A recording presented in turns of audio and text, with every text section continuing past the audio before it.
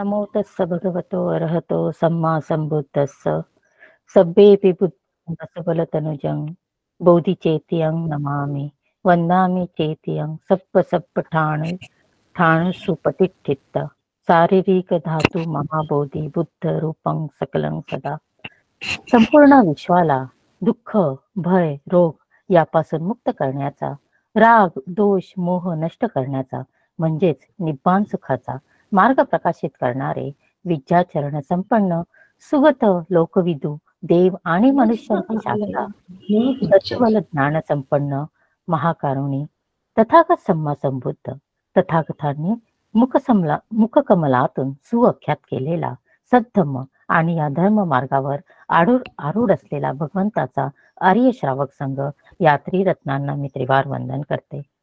स्वाभिमानाची मशाल पेटवून शिक्षणाची महती सांगणारे विश्ववंदनीय महामानव ज्ञानपंडित युगपुरुष अष्टपैलू व आपले भारतीय राज्यघटनेचे शिल्पकार भारत भाग्यविधाता परमपूज्य बोधिसत्व भारतरत्न डॉक्टर बाबासाहेब आंबेडकर यांना मी प्रीत्यर्थ अभिवादन करते.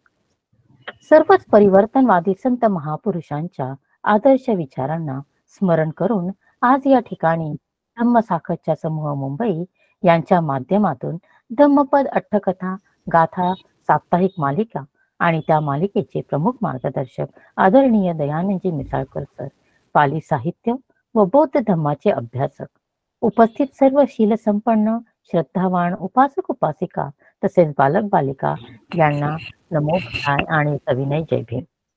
जुलै 2021 पासून दर शनिवारी ऑनलाईन पद्धतीने आपण आपल्या सर्वांच्या हितसुखासाठी मांगल्यासाठी भगवान बुद्धाच्या वाणीला आपण प्रकाशित करत आहोत. आपण सर्वांनी शांत आणि एकाग्र चित्ताने या बुद्ध वाणीला श्रवण करावे, ग्रहण करावे ही आपणास मी नम्र विनंती करत आहोत. कार्यक्रमाला सुरुवात करण्या अगोदर सर्वप्रथम आपण 3 रत्नांचे अनुसरण करूया आणि त्यासाठी मी सर्वांच्या वतीने विशाखा सावरकर मॅम यांना विनंती करते की त्यांनी त्रिसरण अनुसरण करावे. विशाखा मॅम. बुद्धं नमामि धम्मं नमामि संघं नमामि नमो तस्स भगवतो अरहतो सम्मा संबुद्धस्स नमो तस्स भगवतो अरहतो सम्मा संबुद्धस्स नमो तस्स भगवतो अरहतो सम्मा संबुद्धस्स बुद्धं शरणं गच्छामि धम्मं शरणं गच्छामि संघं शरणं गच्छामि द्वितीयंपि बुद्धं शरणं गच्छामि द्वितीयंपि धम्मं शरणं गच्छामि द्वितीयंपि संघं शरणं गच्छामि तृतीयंपि बुद्धं शरणं गच्छामि तृतीयंपि धम्मं शरणं गच्छामि तृतीयंपि संघं शरणं गच्छामि. साधु साधु साधु. धन्यवाद विशाखाताई, खूप खूप सुंदररित्या आज अनुसरण केले. धन्यवाद. आज आपल्या धम्मपद अट्टकथेचे 143वे पुष्प गुंफण्यासाठीच्या आपल्या वक्ता आणि मार्गदर्शिका आहेत आदरणीय विद्या मॅम आणि या मंचावर मॅमचे 16वे व्याख्यान आहे. त्याबद्दल मी मॅमचे धम्मसाखरच्या समूहातर्फे खूप खूप अभिनंदन करते. मॅमचा मी थोडक्यात परिचय देऊ इच्छिते. मॅमने ह्या नेट क्वालिफाईड आहेत. 2007 मध्ये मॅमचे नेट क्वालिफाईड कम्प्लीट झाले. MA Pali in April 2008. तसेच मॅम डिप्लोमा इन बुद्धी स्टडीज अँड विपश्यना हे मॅमने डिप्लोमा मार्च 2008 मध्ये कम्प्लीट केलाय. Diploma in Pali April 2006. Post graduation diploma in Babasaheb Ambedkar thoughts in April 2009. आणि मॅम सध्या assistant professor department of Pali university of Mumbai मध्ये 2009 पासून कार्यरत आहेत. सम ऑफ मॅम्स पेपर्स प्रेझेंटेड आर पंच औरंभ ज्ञानी संयोजनानी at Aurangabad in 8th annual conference of Indian Society for Buddhist Studies.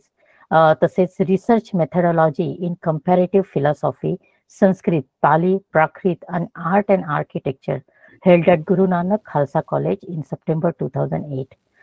तसेच Jataka Katha and फाळमिता held at saint Xavier's college Mumbai in 2015.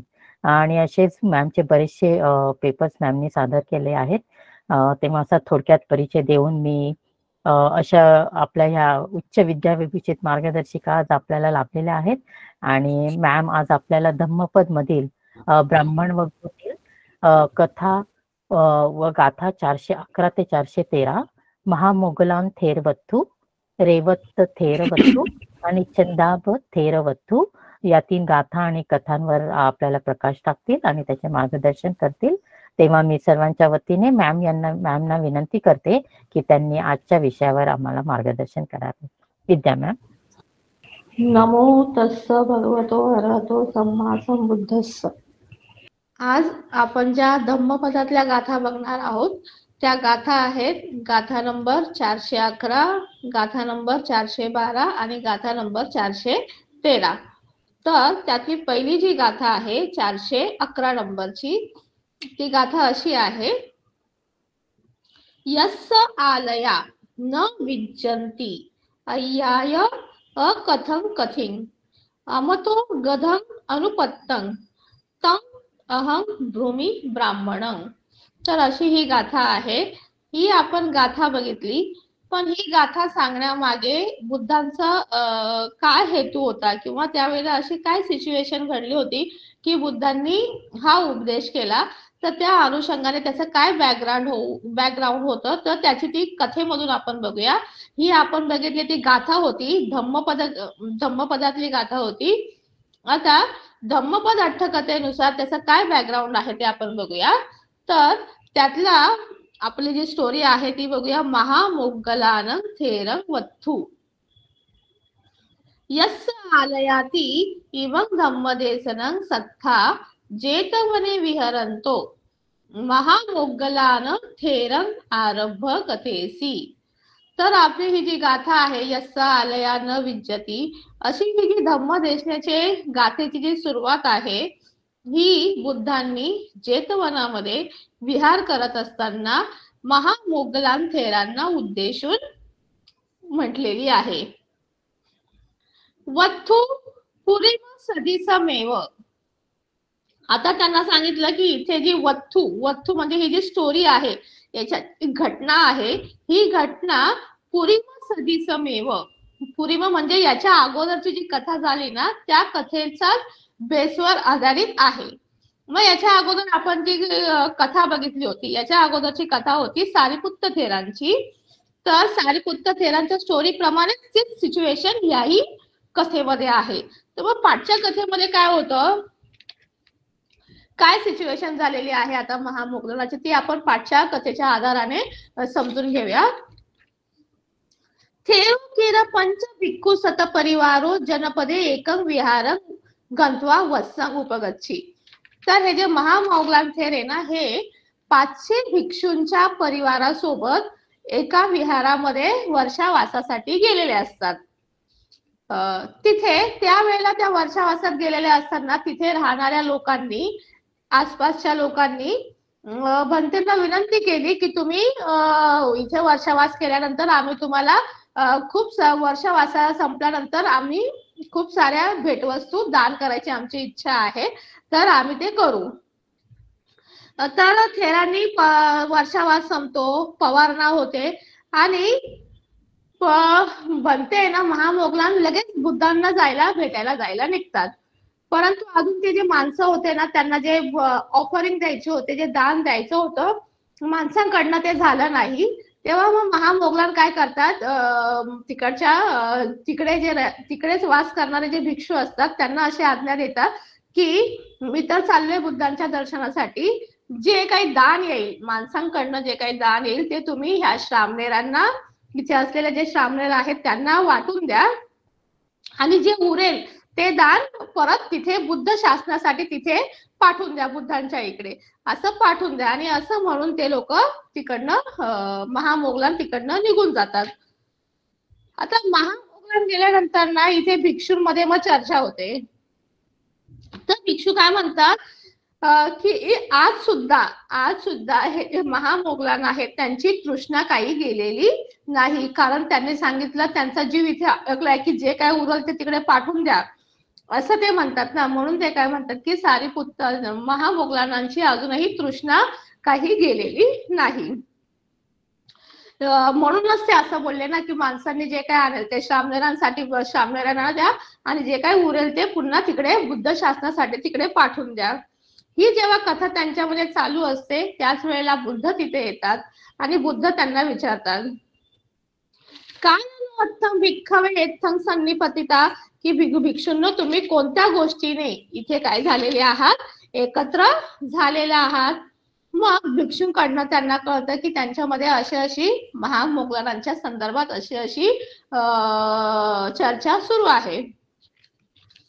मग तेव्हा बुद्ध त्यांना सांगतात की न भिक्खवे मम पुत्तस्य त्यांना अर्थी. बुद्ध त्यांना सांगतात नाही भिक्षूंनो, माझ्या मम पुत्त म्हणजे बुद्ध आपल्या त्या महामोगलांना मम पुत्त म्हणून संबोधतायत की माझ्या मुलामध्ये त्यांना नाहीये, अजिबात तृष्णा नाहीये.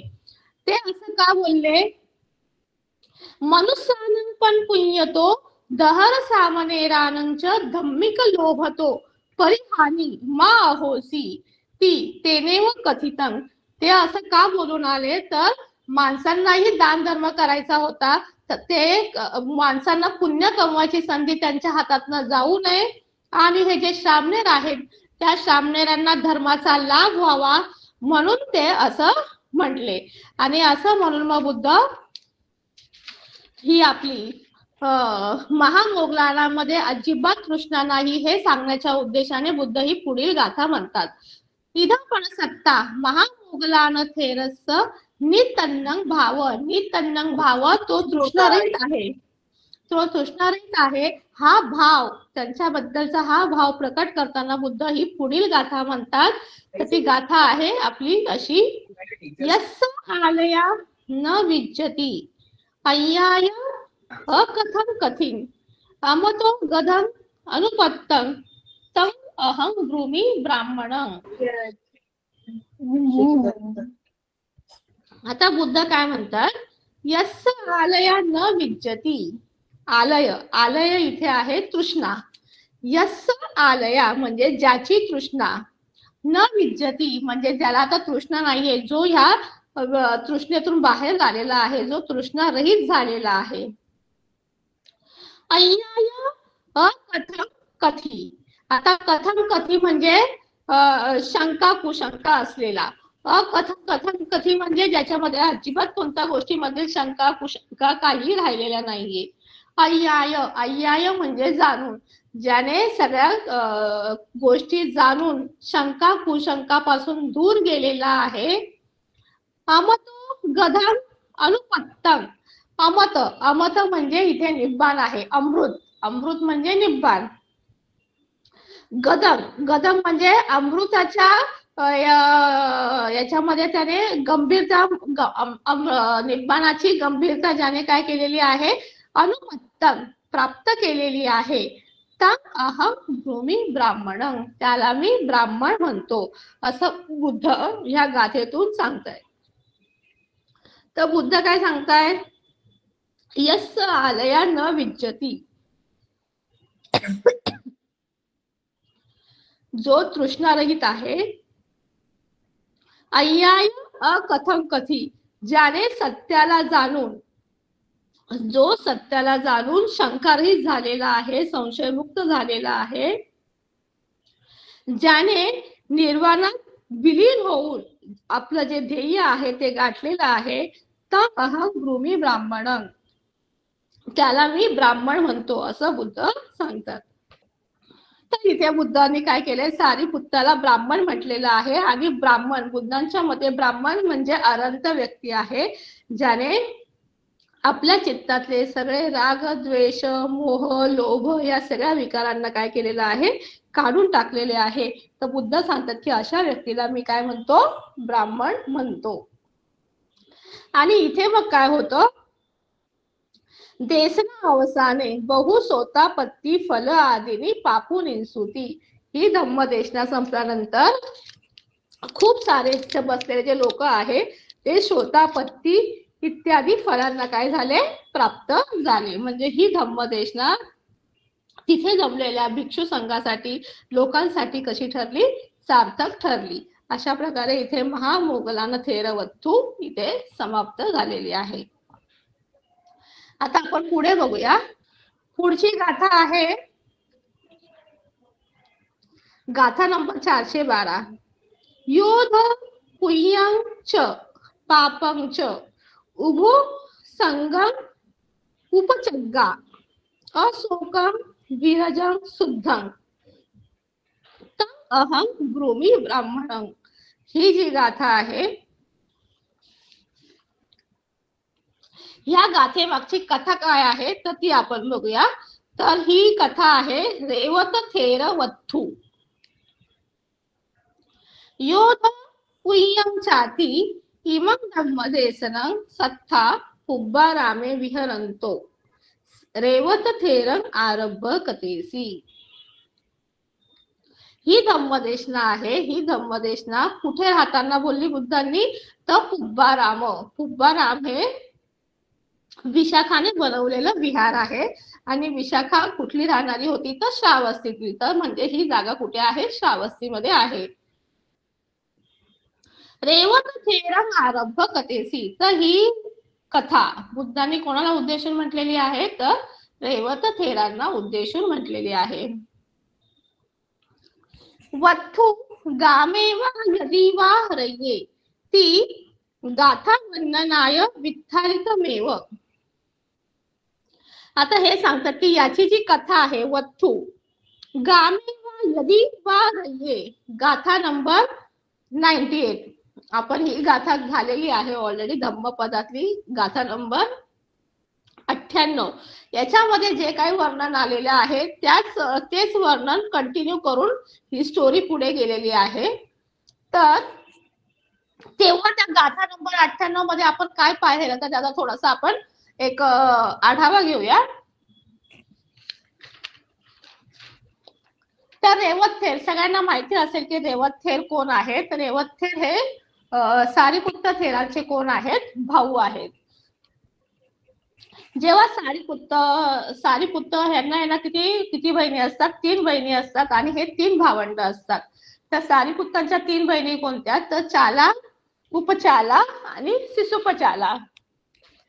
ह्या 3 बहिणी आणि त्यांचे 3 आणि हे 3 भाऊ, त्यांना 3 भाऊ होते, चुंदो, उपसेनो आणि सारीपुत्त उपतेसो. हा, तर हे आणि एक रेवत कुमार होता.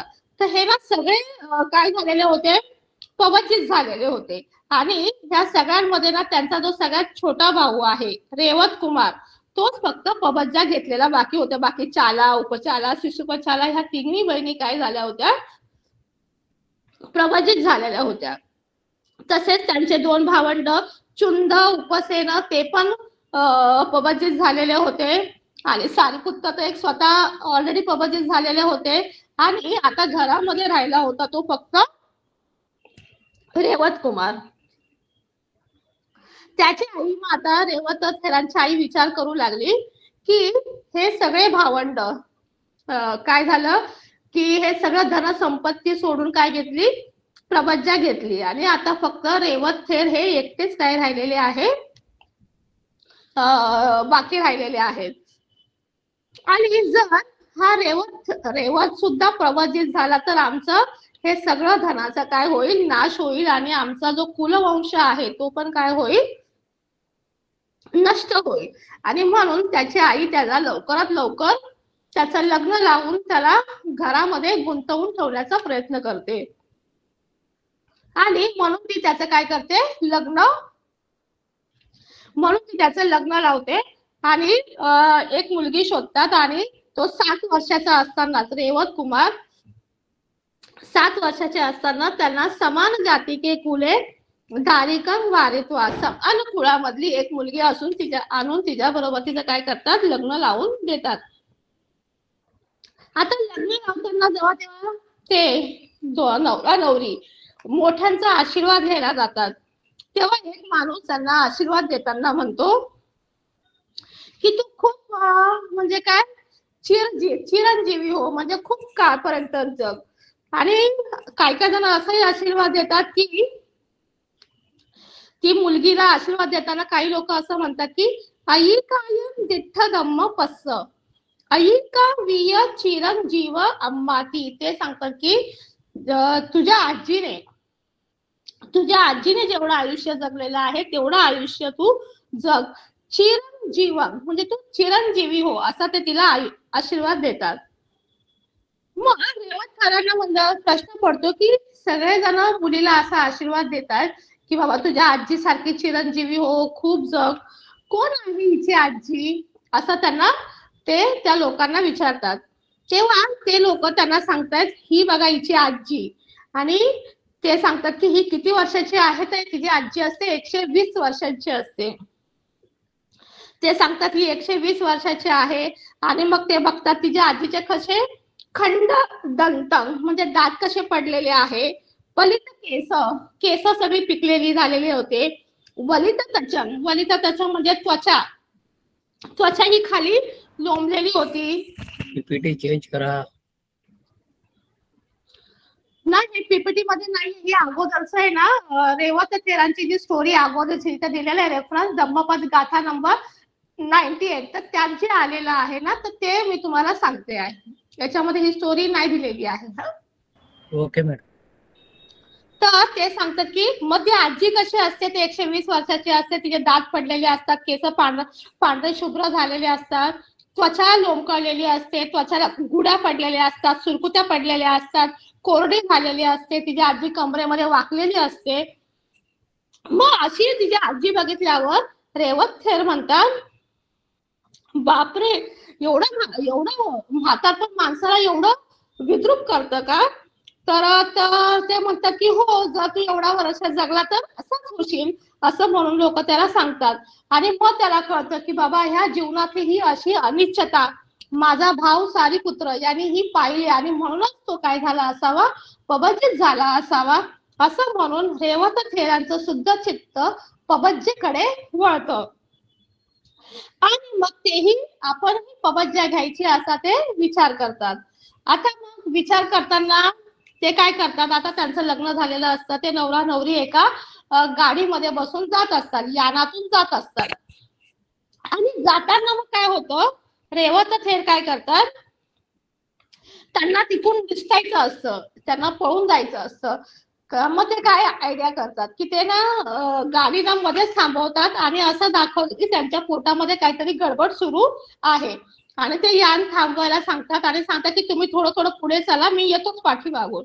आणि असं करून तो पोटात खराब झाल्याचं बहाणा करून मागे राहतो. आणि मग नंतर थोडा वेळ झाला की पुन्हा तो यानामध्ये जाऊन बसतो.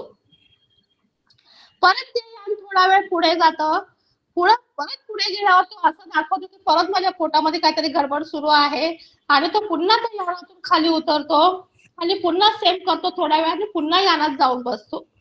तर मग आता असं 2-3 वेळा केल्यानंतर लोकांना वाटतं की खरंच त्याच्या पोटामध्ये काहीतरी गडबड झाली असावी. आणि असं म्हणून ते त्याच्याकडे आता एवढं लक्ष देत नाही, त्याच्याकडे दुर्लक्ष करतात, हा बाबा येईल तो पाठीमागून, नंतर येईल, असं म्हणून ते पुढे पुढे जातात. पुन्हा रेवत थेर असंच करतात की बाबा मला कसा तरी त्रास होतोय पोटात, आणि ते खाली उतरतात. आणि उतरतात ना, तर इथे ते असे डायरेक्ट ते तिकडनं पळूनच जातात, ते परत ते वाहनात जात नाही. आणि जातात तर कुठे जातात, जंगलात जातात. आता तिथे गेल्यानंतर त्या जंगलामध्ये 30 पत्ता भिक्खू वसंती, तिथे 3 भिक्षू राहत असतात. ते त्या भिक्षूंकडे जातात आणि त्यांना विनंती करतात की मला पबज्जा द्या. पण ते भिक्षू आहे ना, ते भिक्षू असा विचार करतात की अरे तू तर सर्व अलंकाराने मडलेला आहे, कारण तो लग्नाच्या याच्यातच गेलेला असतो ना. तर सगळे भिक्षू त्यांना विचारतात, अरे तू तर एवढा सर्व अलंकारांनी मंडित आहे, तू कोण आहे, काय आहे, आम्ही तुला ओळखत नाही, तर आम्ही तुला कशी पबज्जा द्यायची. तर तो त्यांना सांगतो की तुम्ही मला ओळखत नसाल, पण मी उपतिस्स आहे ना त्यांचा कनिष्ठ भातिको आहे. मी कोण आहे, उपतिस्सांचा भाऊ आहे. तर मग त्या जनतेना प्रश्न पडतो की कोण उपतिस्स. मग शेवटी ते सांगतात की माझे भाऊ उपतिस्स हे भिक्षू संघामध्ये सारीपुत्त ह्या नावाने प्रचलित आहे. आणि मग तेव्हा त्यांना कळतं की अरे हा सारीपुत्त का. आता सारीपुत्तांनी ऑलरेडी सर्व भिक्षू संघांना आज्ञा दिलेली असते की रेवत कुमार ज्या क्षणी तुमच्याकडे पबज्जा घ्यायला येईल त्या क्षणी त्याला तुम्ही काय करा, पबज्जा द्या. त्याची आई आणि वडील सगळं मीच आहे आणि म्हणून माझ्याकडनं परवानगी आहे असं समजून तुम्ही त्याला त्या क्षणी काय करा, पबज्जा द्या. तर हे त्यांचं बोलणं त्या थेरांना आठवलं आणि मग ते काय करतात, रेवत थेरांना पबज्जा देतात. आता रेवत थेर काय करतात, पबज्जा घेतल्यानंतर एकदम अरण्यात जातात, एकदम खोल गहन अशा अरण्यात जाऊन साधना करतात. आणि इथे सारीपुत्त थेरांना सुद्धा ही बातमी कळालेली असते की रेवत थेर काय झालेले आहे, प्रबंधित झालेले आहे. आणि ही बातमी ऐकल्यानंतर सारीपुत्त तात्काळ रेवत थेरांना भेटण्यासाठी निघतात. आणि मग निघताना ते बुद्धांची परमिशन लागतात की रेवत थेरांनी पबज्जा घेतलेली आहे, मला जायचं आहे आणि त्याला भेटायचं आहे. पण त्यावेळेला बुद्ध त्यांना जाण्याची परवानगी देत नाही. ते सांगतात थांब सारीपुत्त, मला देखील यायचं आहे, तर आपण जाऊ. पुन्हा काही दिवस जातात पण सारीपुत्तांना राहत नाही. त्यांना वाटतं की मी कधी जाईल आणि रेवत थेरांना भेटतो, त्यांनी पबज्जा घेतलेली आहे. ते पुन्हा बुद्धांजवळ येतात आणि बुद्धांना पुन्हा म्हणतात की भगवंत मला जाण्याची परवानगी द्या. तर मग काय होतं, बुद्ध स्वतः सारीपुत्तांना म्हणतात की सारीपुत्त मला पण यायचं आहे, तर आपण सगळेजण निघूया. तर मग आता आपण उद्याच काय करूया, जायला निघूया.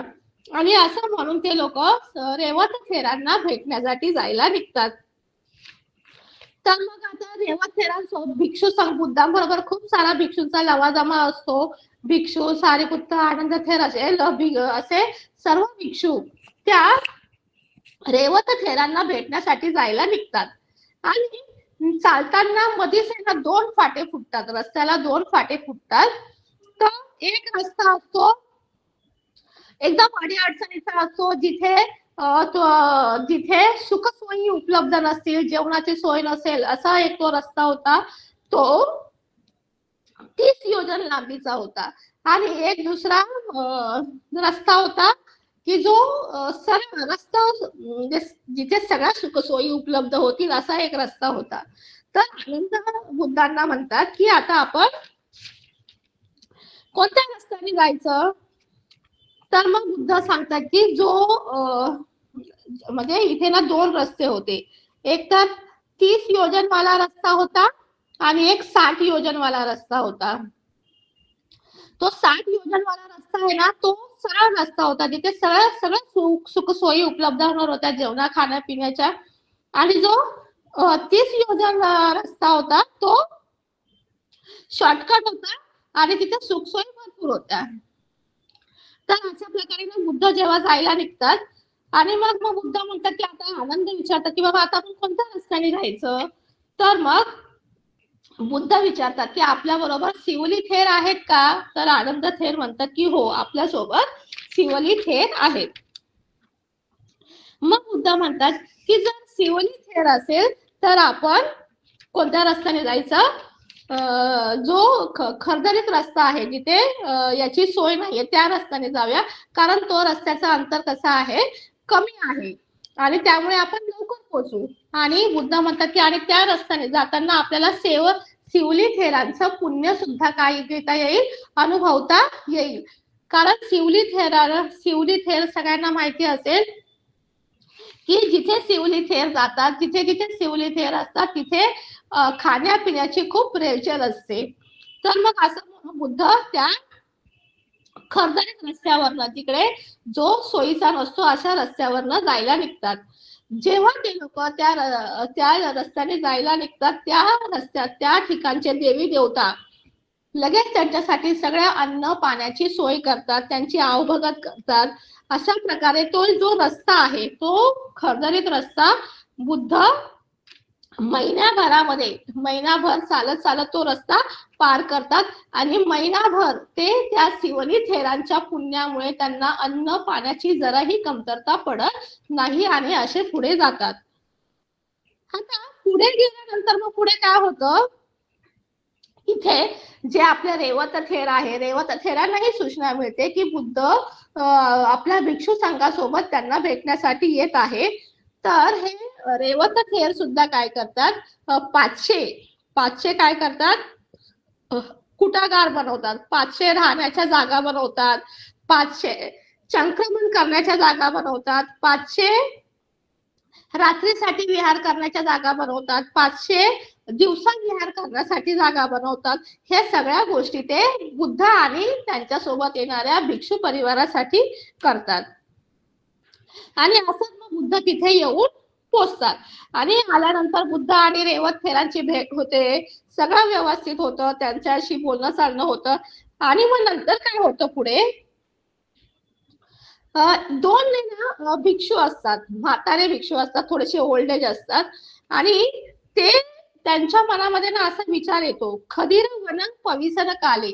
खदीर वन, त्या वनाला खदीर वन नाव म्हटलं, ते एकदम गहन जंगल होतं, काटेरी झुडपांनी युक्त असं जे जंगल होतं. खदीर, आता आपण बघायला गेलं ना तर खदीर म्हणजे बाभळीची झाडं तिथे भरपूर होते. बाभळीला आपण बघतो जसे मोठे मोठे पांढरे पांढरे काठे असतात, तर त्या खदीर वनांनी पूर्ण भरलेलं असं ते काय होतं, जंगल होतं. आणि मग त्या दोन भिक्षूंच्या मनात काय विचार येतो की हा जो रेवत थेर आहे याने एवढ्या सगळ्या गोष्टी बनवल्या, 500 कुटी बनवल्या, 500 संक्रमणाच्या जागा बनवल्या, 500 दिवसा फिरण्यासाठी जागा, दिवसा विहार करण्यासाठी जागा बनवल्या, 500 रात्रीच्या विहार करण्यासाठी जागा बनवल्या. तर एवढं सगळं करत असताना त्याला श्रमण धम्म करण्यासाठी काय वेळ मिळाला असेल बरं. मग पण बुद्ध का आले तर ते सांगताय, सारीपुत्तस्य कनिष्ठो ती मुख अवलोकन किच्चन करोंतो. बुद्ध का आले की हे सारीपुत्तांचे भाऊ आहेत, रेवत हे सारीपुत्तांचे भाऊ आहेत, आणि म्हणून ते एवढ्या दुरून या खरदरीत अशा वनामध्ये आम्हाला घेऊन आले असं ते म्हणतात. आता इथे एक शब्द वापरलेला आहे, मुख अवलोकन किच्चन. म्हणजेच काय, मुख अवलोकन म्हणजे तोंड बघणे. आज पण आपण बघतो की कोणी कोणासाठी काय केलं तर बघतात, बोलतो ना आपण की काय तोंड बघून केलेलं आहे, याचा भाऊ आहे म्हणून बुद्ध आलेले आहे. तर अशा प्रकारे ही तेव्हापासूनच शब्दावली प्रचलित आहे की तोंड बघून काय करणे, एखाद्याला मदत करणे किंवा काय करणे, त्याची सेवा करणे. तर असं ते म्हणतात की मग हा भिक्षू कसं काय सगळं त्याला करायला जमलं असेल, आणि बुद्ध पण काय फक्त सारीपुत्तांचा भाऊ म्हणून लगेच त्यांच्यासाठी भेटायला आले, असं त्यांच्या मनामध्ये विचार येतो. मग बुद्ध अशा प्रकारे बुद्ध 30 दिवस त्या खदिरा वनामध्ये राहतात. पण त्या खदिरा वनात राहत असताना अजिबात त्यांना कोणत्याही गोष्टीचा तुटवडा पडत नाही किंवा कोणत्या गोष्टीची हाल अपेक्षा सहन करावा लागत नाही. आणि बुद्धांना मग कळतं की हे जे दोन भिक्षू आहेत त्यांच्या मनामध्ये अशा प्रकारचे विचार चालू आहे. मग तेव्हा बुद्ध काय करतात, जेव्हा दुसऱ्या दिवशी जायला निघतात, त्यांची भेट आता संपलेली आहे, आणि बुद्ध जेव्हा जायला निघतात ना तेव्हा त्या भिक्षूंवर युद्धी करतात की त्या भिक्षूंनी ना आपले काही गोष्टी आहे ना त्या खदिरा वनामध्येच विसरून आलेले असतात, जसं पाण्याचं भांड, तेलाची नाळी आणि चप्पल वगैरे अशा काही गोष्टी आहेत ना त्या खदिरा वनामध्ये ते विसरून आलेले असतात. आणि मग बुद्ध काय करतात, ते जे खदिरा वन जंगल, कारण ते नावच त्याचं जंगल आहे आणि ते काटेरी जंगल आहे, बाभळीची झाडं आहेत त्याच्यामध्ये भरपूर. तर ते लोक जेव्हा जेव्हा जातात ना, परत पाठी फिरतात ना त्यांचं सामान आणायला, तेव्हा ते पूर्ण काट्याने ना माखून येतात, रक्तबंबाळ झालेले असतात त्यांच्या वस्तू घेऊन. मग ते खूप आणखीन त्यांना चिड येते की कशी ही जागा आहे या ठिकाणी बुद्ध आम्हाला घेऊन आले. आणि मग असं झाल्यानंतर मग अशा प्रकारे पुन्हा पुन्हा ते चालत आल्यानंतर मग श्रावस्तीमध्ये येतात. आणि मग श्रावस्तीमध्ये आल्यानंतर आहे ना विशाखा माताच्या घरी आपल्याला माहिती आहे रोज भिक्षूंना जेवण ठरलेलंच असायचं. तर काय होतं, हे 2 भिक्षू आहे ना विशाखाकडे जेवायला जातात, हे 2 म्हातारे भिक्षू. मग विशाखा म्हणते तुम्ही पण गेला होतात ना रेवत थेरांच्या राहण्याच्या ठिकाणी, कसं आहे रेवत थेरांचं निवासस्थान? मग ते म्हणतात बाई, ते विचारतात बापरे विचारूच नका, काय सुंदर, तिकडे काही सुंदरता नाही, पांढऱ्या काटेरी झाडांनी घेरलेलं असं ते काय आहे, जंगल आहे, जसं काय प्रेतांचं निवासस्थान असं म्हणून ते त्या जागेचं काय करतात, वर्णन करतात. मग उपासिका, ती विशाखा महाउपासिका काय करते, ते लोक जेवून गेल्यानंतर नंतर भिक्षू येतात. मग विशाखा त्यांना पण विचारते की म्हणते तुम्ही पण गेला होतात ना रेवत थेरांच्या निवासस्थानी, कसं आहे ते निवासस्थान, खूप चांगलं आहे का? तेव्हा ते भिक्षू बोलतात बापरे एवढं रमणीय होतं ते निवासस्थान, विचारूच नका, जसं काय सुधम्म देवसभा तुम्हाला माहिती आहे 33 देवलोकांमध्ये इंद्राची जी सभा भरते त्याला सुधम्म देवसभा म्हणतात. तर अशा प्रकारे त्या थेरांचं निवासस्थान आहे असं ते 2 भंते वर्णन करतात. मग इथे या दोन्ही भिक्षूंचं ऐकल्यानंतर विशाखा मातांना प्रश्न पडतो की आलेले भिक्षू वेगळंच काही बोलतायत, आता आलेले भिक्षू वेगळंच काही बोलतायत, नक्की काय आहे असं तिच्या मनामध्ये प्रश्न पडतो. आणि नंतरच मग काय होतं, आणखीन थोड्या वेळाने बुद्ध भिक्षू संघ परिवारासोबत विशाखाच्या घरी भोजनासाठी येतात. आणि मग विशाखा माता त्यांना स्वतःच्या हाताने भोजन वगैरे देते. आणि झाल्यानंतर मग ती बुद्धांना ह्या गोष्टीबद्दल सांगते की म्हणते तुमच्या सोबत गेलेले काही भिक्षू रेवत थेरांच्या निवासस्थानाचं वर्णन खदीर गहनम अरण्यम ती वदंती की काट्यांनी घेरलेलं जंगल असं म्हणतात.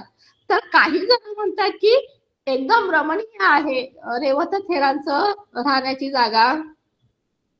तेव्हा बुद्ध उपासिकाला त्या हिला विशाखा माताला म्हणतात की म्हणजे ती 98 नंबरची गाथा आहे ती, गामे वा यदी वा नाहीये निन्ने वा यदी वा थले यथ अर्हंतो विहरंती तं भूमी रामन्नेयकं.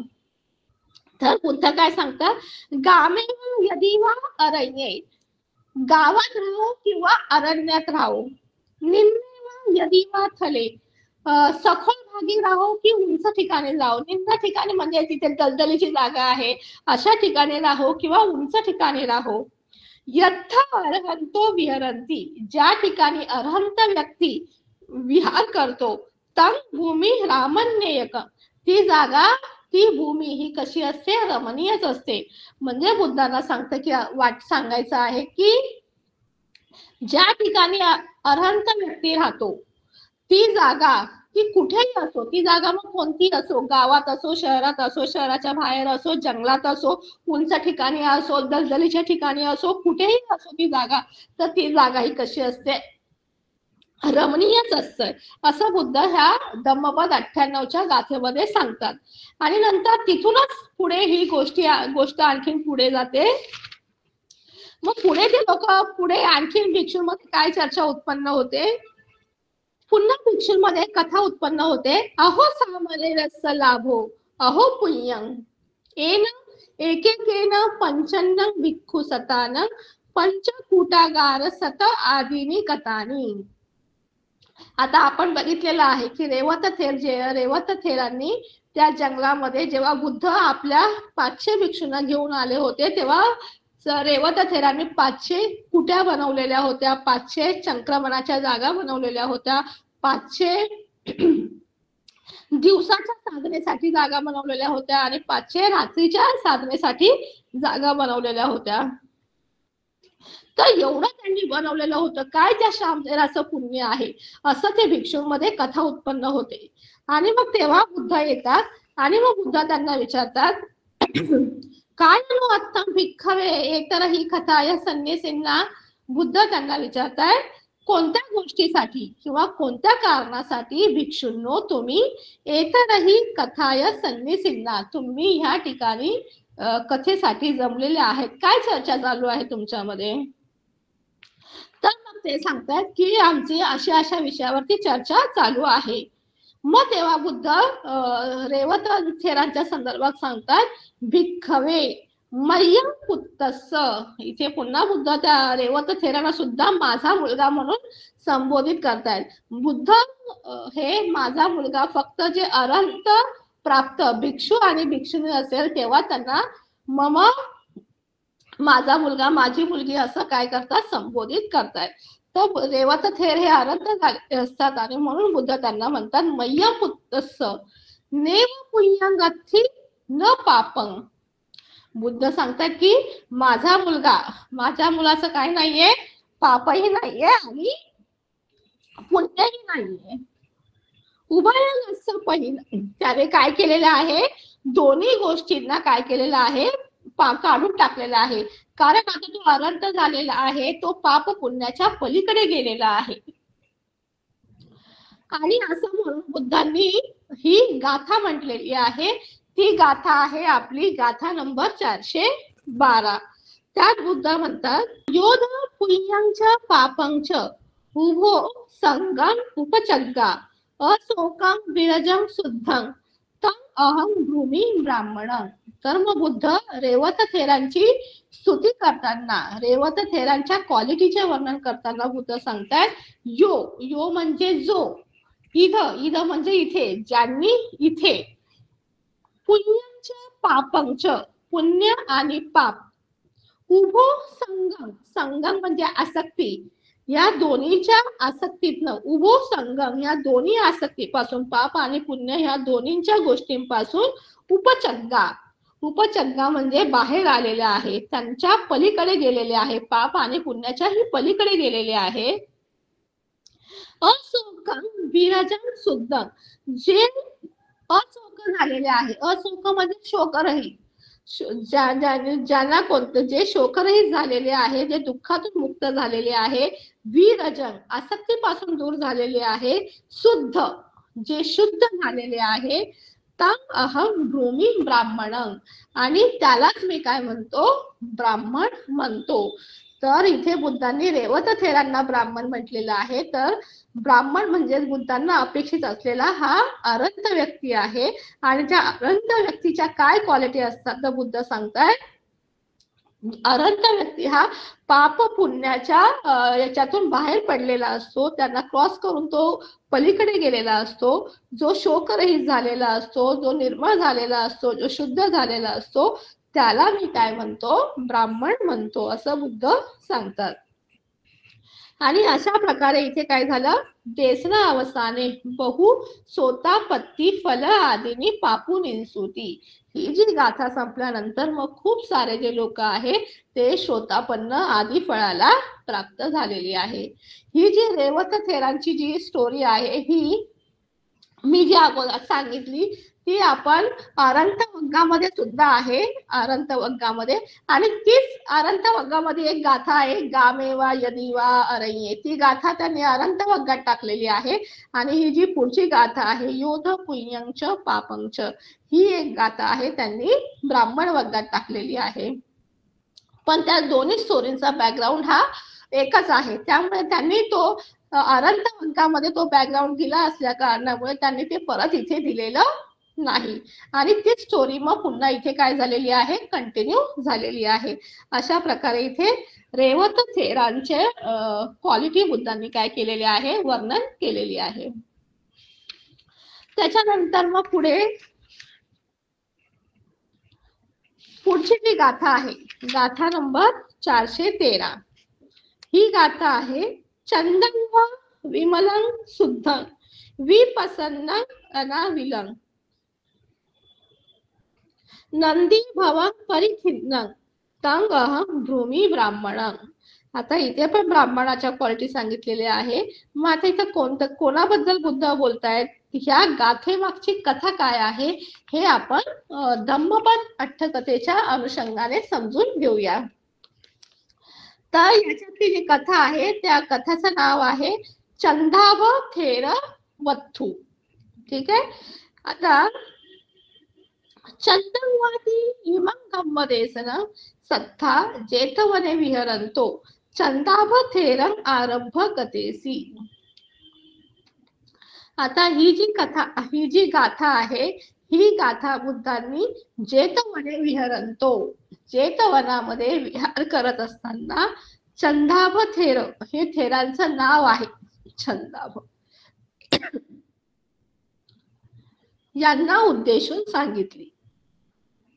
आता ही कथा चंदाभ थेरांचं ना अगोदरचं पूर्वीचं बॅकग्राऊंड दिलेलं आहे. तत्र अनुपुब्बिंग कथा आहे ना, हे चंदाव थेर आहे ना, हे बुद्धांच्या काळात अगोदर त्यांचं काय घडलेलं असतं तर त्याच्याबद्दल माहिती दिलेली आहे. पूर्वजन्माची गोष्ट आहे ही.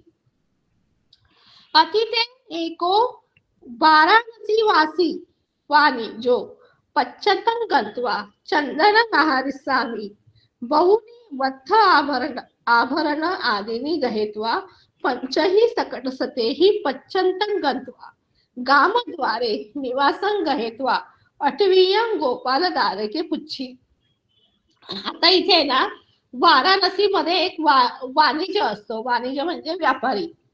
वाराणसी मध्ये एक व्यापारी असतो आणि तो व्यापारी काय विचार करतो की मी बाहेर गावी जाऊन म्हणजे मी माझ्या ह्या सीमारेषेच्या बाहेर जाऊन तिकडनं मी काय करतो, चंदन आहारिस्सामि, चंदन म्हणजे चंदन, आहारिस्सामि आणतो मी तिकडनं. कारण वाराणसीमध्ये काही चंदन वगैरे त्याला सापडत नाही, म्हणून तो चंदनाच्या शोधामध्ये बाहेर सीमेच्या बाहेर जातो. आणि सीमेच्या बाहेर गेल्यानंतर आहे ना, तो तिकडे खेळत असलेल्या मुलांना विचारतो, गोपाल दारके पुच्छी, तिथे खेळत असलेल्या मुलांना विचारतो, इमस्मी गामे पब्बत पाद कम्मिको कोची मनुष्य अतिथी. तो विचारतो की इथे पर्वतामध्ये जाऊन, म्हणजे पर्वता ठिकाणी जाऊन, म्हणजे पर्वत कुठे असतात तर जंगल साईडला असतात, एकदम दूर ठिकाणी असतात. अशा ठिकाणी पर्वताच्या ठिकाणी जाऊन काम करणारा कोणी व्यक्ती ह्या ठिकाणी राहतो का, असं तो त्या खेळणाऱ्या मुलांना विचारतो. मग ती खेळणारी मुलं पण सांगतायत आम अथी, सांगताय हो इथे असा व्यक्ती आहे. मग तो त्या मुलांना विचारतो कोण नाम आहे सो, बाबा मग त्याचं नाव काय आहे त्या माणसाचं. मग ते मुलं त्याला त्याचं नाव सुद्धा सांगतात. मग तो पुढे त्यांना विचारतो, त्या मुलांना विचारतो, बरीच पणस पुत्तान वा किंग नामंती, त्याच्या बायकोच्या त्याच्या मुलांची काय नाव आहे. तर ती मुलं त्याच्या बायकोची त्याच्या मुलाची म्हणजे संपूर्ण घरादाराची माहिती तो व्यापारी काय करतो, त्या मुलांकडनं काढून घेतो आणि विचारतो. मग पुढे विचारतो की मग त्याचं घर एक्झॅक्टली कुठे आहे, कोणत्या ठिकाणी आहे त्याचं घर. तर मग ते मुलं त्यांना एक्झॅक्टली त्याचं घर कुठे आहे, कोणत्या ठिकाणी आहे, त्याचं काय लोकेशन आहे, हे सगळं ती मुलं त्याला सांगतात. आणि ही सगळी माहिती काढून घेतल्यानंतर हा जो वाराणसी मधला व्यापारी असतो तो त्याच्या घरी जातो. आणि त्याच्या घरी गेल्यानंतर त्याच्या घराच्या दरवाजाजवळ उभा राहतो आणि त्याची जी पत्नी आहे त्या पत्नीचं नाव त्याला आता त्या मुलांकडनं तर कळालेलंच असतं. तो डायरेक्ट त्याच्या पत्नीला तिच्या नावाने आवाज देतो.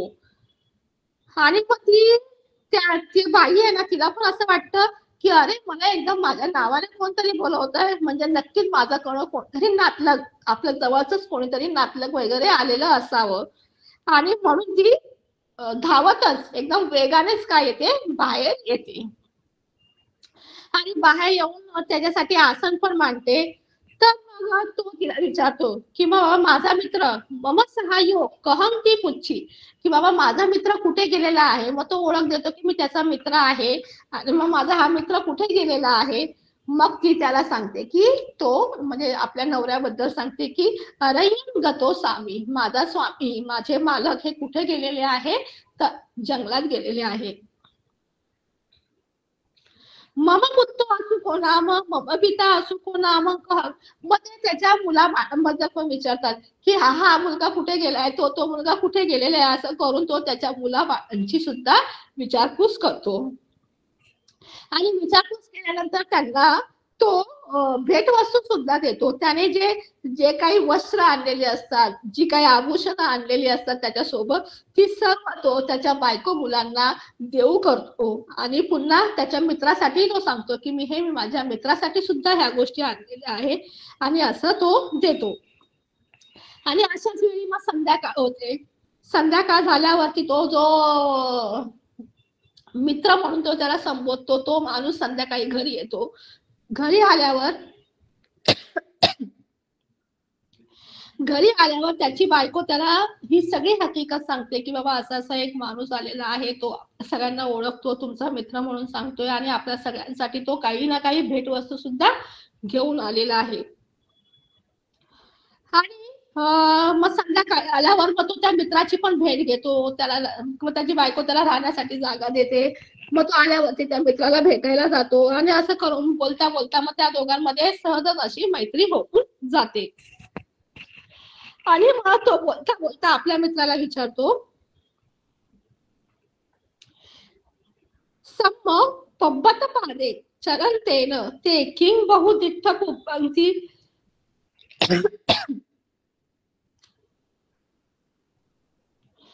तो त्या मित्राला विचारतो की तू जेव्हा अरण्यामध्ये पर्वताच्या जवळपास जेव्हा तू कामाला जातो, तेव्हा तू तिथे आजूबाजूला काय दिसतं तुला?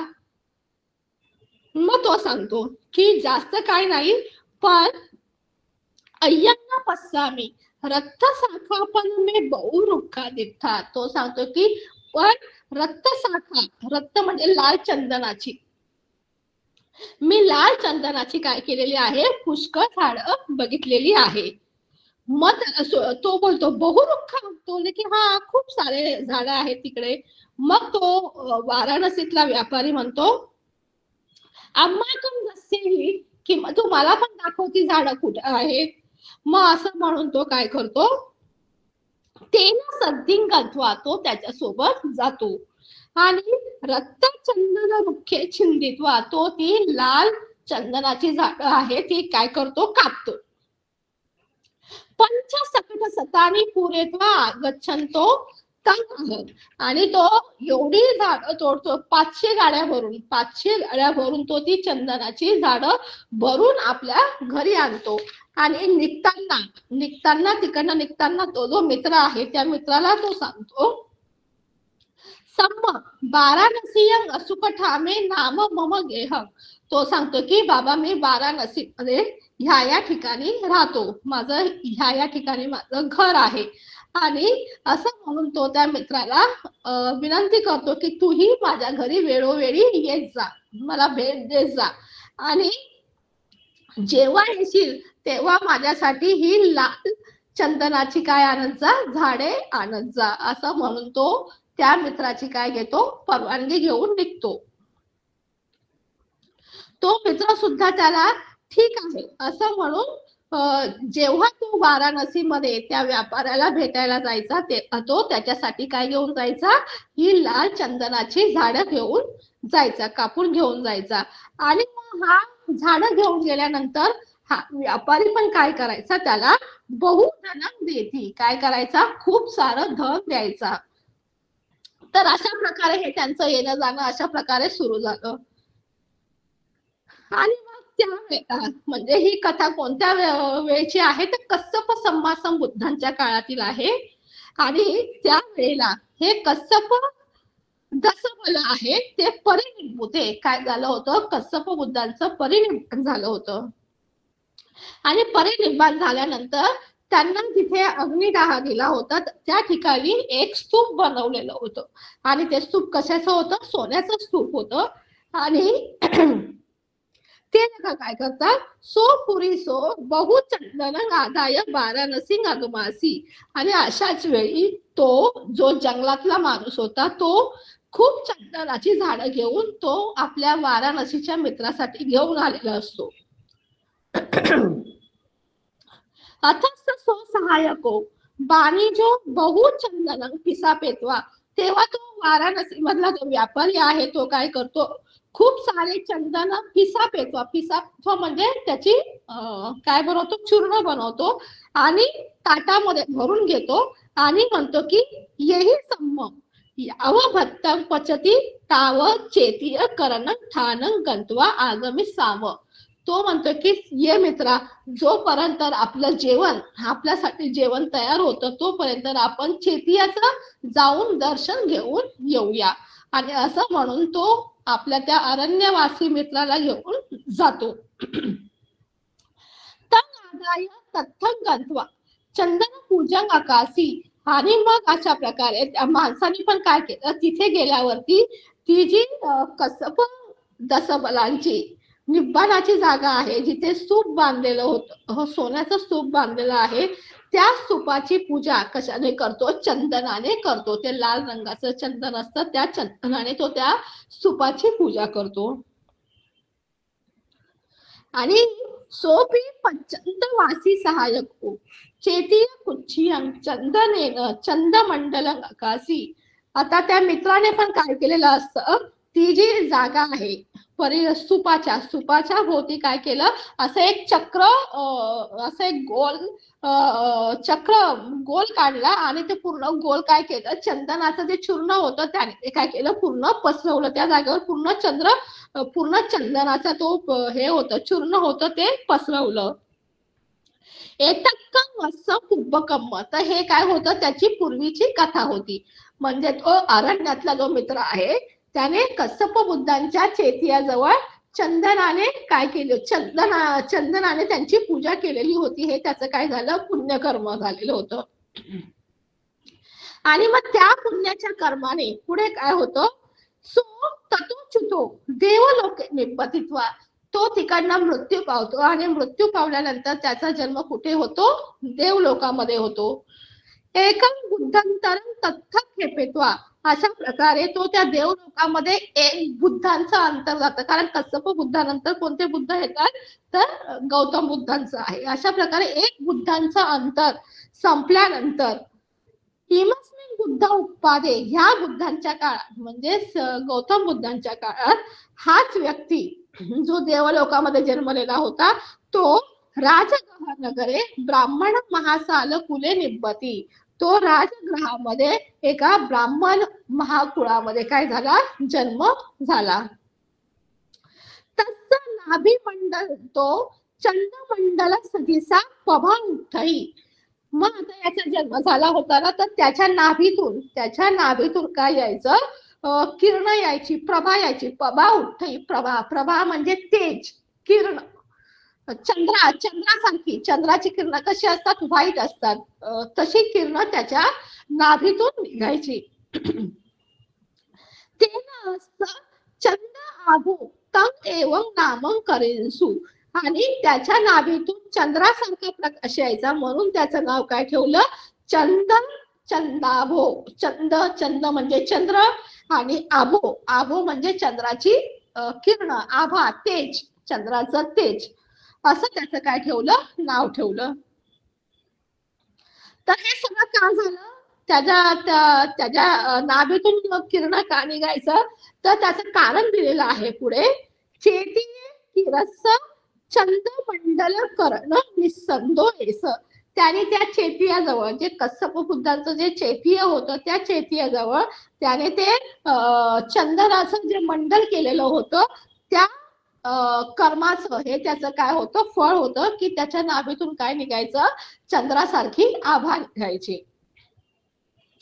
मग आता पुढे ब्राह्मण चिंतयन्सु. मग ब्राह्मण जे इतर ब्राह्मण होते, तिथे राहणारे आसपासचे ब्राह्मण होते, त्या ब्राह्मणांनी विचार केला, चिंतयन्सु, त्या ब्राह्मणांनी विचार केला, सक्का अम्मेही इमं हेत्वा लोकं खादितुं ती.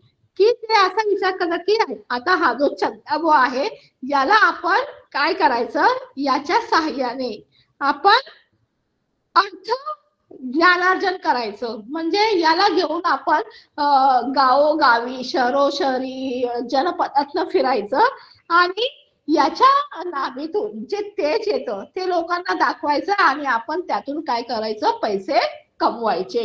लोकांना सांगायचं की बघा हा व्यक्ती कसा, याच्या नाभीतून कसं किरण निघतं.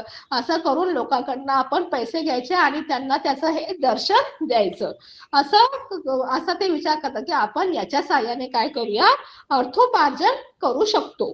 आणि असं म्हणून ते ब्राह्मण काय करतात, त्याला याने निसिदा पेटवा, त्याला एका वाहनामध्ये बसवतात. एक सुंदर गाडी सजवतात, सजलेली गाडी घेतात, त्या गाडीमध्ये याला बसवतात आणि मग ते फिरतात त्याला घेऊन. आणि तिथे गेलेल्या लोकांना ते काय सांगतात, यो इमस्स शरीरं हत्तेन परामसती सो एव रूपं नाम ईश्वरीयं संपत्ती लभती. मग ते तिकडे गेलेल्या लोकांना सांगतात की जो कोणी याच्या शरीरावरती हात फिरवे त्याला काय होईल, अशा अशा प्रकारचं ऐश्वर्याचा लाभ होईल. असं म्हणून ते लोकांना काय करतात, उत्तेजित करतात की जेणेकरून ते त्यांना येतील, त्यांना पैसे देतील आणि मग आपण पैसे घेऊ आणि याच्या शरीरावरती हात फिरवायला लावू आणि मग त्यांना ते प्रभा, ते चंद्राची किरण त्यांना दिसतील. असं करून ते गावोगावी शहरोशहरी फिरू लागले. आणि मग ते काय बोलायचे, सतंग सहस्रंगा ददमाना एव तस्स शरीरं हत्तेन फुसितुं लभिंतुं. आणि पुढे ते काय बोलायचं, जे आम्हाला 100 रुपये देईल किंवा 1000 रुपये देतील त्यांनाच आम्ही काय करू, याच्या शरीराला स्पर्श करण्याची अनुमती देऊ. असं करून ते श्रावस्तीमध्ये फिरू लागले. आता मग श्रावस्तीमध्ये त्याच वेळेला बुद्ध आलेले असतात श्रावस्तीमध्ये. आणि त्याच वेळेला खूप सारे लोक हे हातामध्ये गंध, माला, वत्थ, भेषज हे सगळ्या गोष्टी घेऊन धम्मश्रवणासाठी जात असतात. आणि हे ब्राह्मण बघतात की एवढी सारी लोक कुठे चालले, तर त्यांना कळतं की हे सर्व लोक कुठे चाललेले आहे, बुद्धांच्या दर्शनासाठी चाललेले असतात. तर मग ब्राह्मण त्या लोकांना थांबवतात की थांबा, तुम्ही जरा थांबा, तिकडे कुठे जातायत दर्शनाला, हा बघा आमच्याकडे हा जो आहे ना हा माणूस, याच्या अंगातून किरण निघतायत, तुम्ही 100,000 रुपये द्या आणि याच्यातलं तेज बघा, त्याने तुम्हालाही लाभ होईल. असं म्हणून ते त्या लोकांनाही त्यांच्या दिशेने वळवण्याचा प्रयत्न करतात. पण ते लोक म्हणतात की नाही, आमच्या शास्त्रांपुढे हा व्यक्ती तर काहीच नाही, आमचे शास्त्रात सगळ्यात काय आहे, महान आहे, ते महानुभावी आहे, आम्ही त्यांच्याचकडे जाणार. असं म्हणून ते माणसं त्या काही ब्राह्मणांच्या त्या युक्तिवादामध्ये अडकले जात नाही.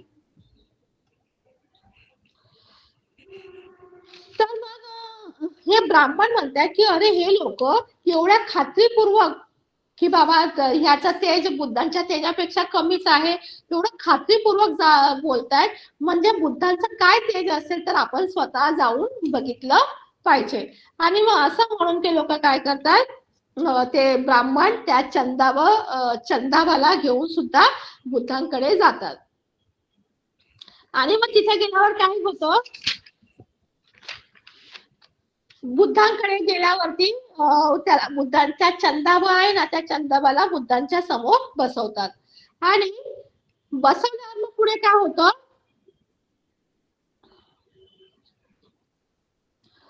बुद्धांसमोर बसवल्यावर तो चंदाबा आहे ना, अंतर्धान आकाशी, त्याचं जे तेज होतं त्याचं तेज काय झालं, अंतर्धान आकाशी, काय झालं, अंतर्धान पावलं. आणि सो सत्थू संतिके अंगार पच्छियं काको विय होसी. मग आता त्याचा, कारण तो नितेज झाला, त्याच्यातनं शरीरातलं सगळं तेज निघून गेलं. मग त्याला जी उपमा दिलेली आहे ती उपमा देताना ते सांगतात की अंगार पच्छियं काको विय होसी. काको म्हणजे कावळा, कावळा कसा काळा कुळकुळीत दिसतो, त्याच्यावरती काही तेज नाही. आणि कसा कावळा तो पण, अंगार पच्छी, अंगार म्हणजे निखारे, निखाऱ्यावरती ठेवलेला कावळा. आता कावळा अगोदरच काळा, त्याला आणखी निखाऱ्यावर ठेवलं म्हणजे त्याची स्थिती कशी झालेली असेल, एकदम नितेज दिसत असेल.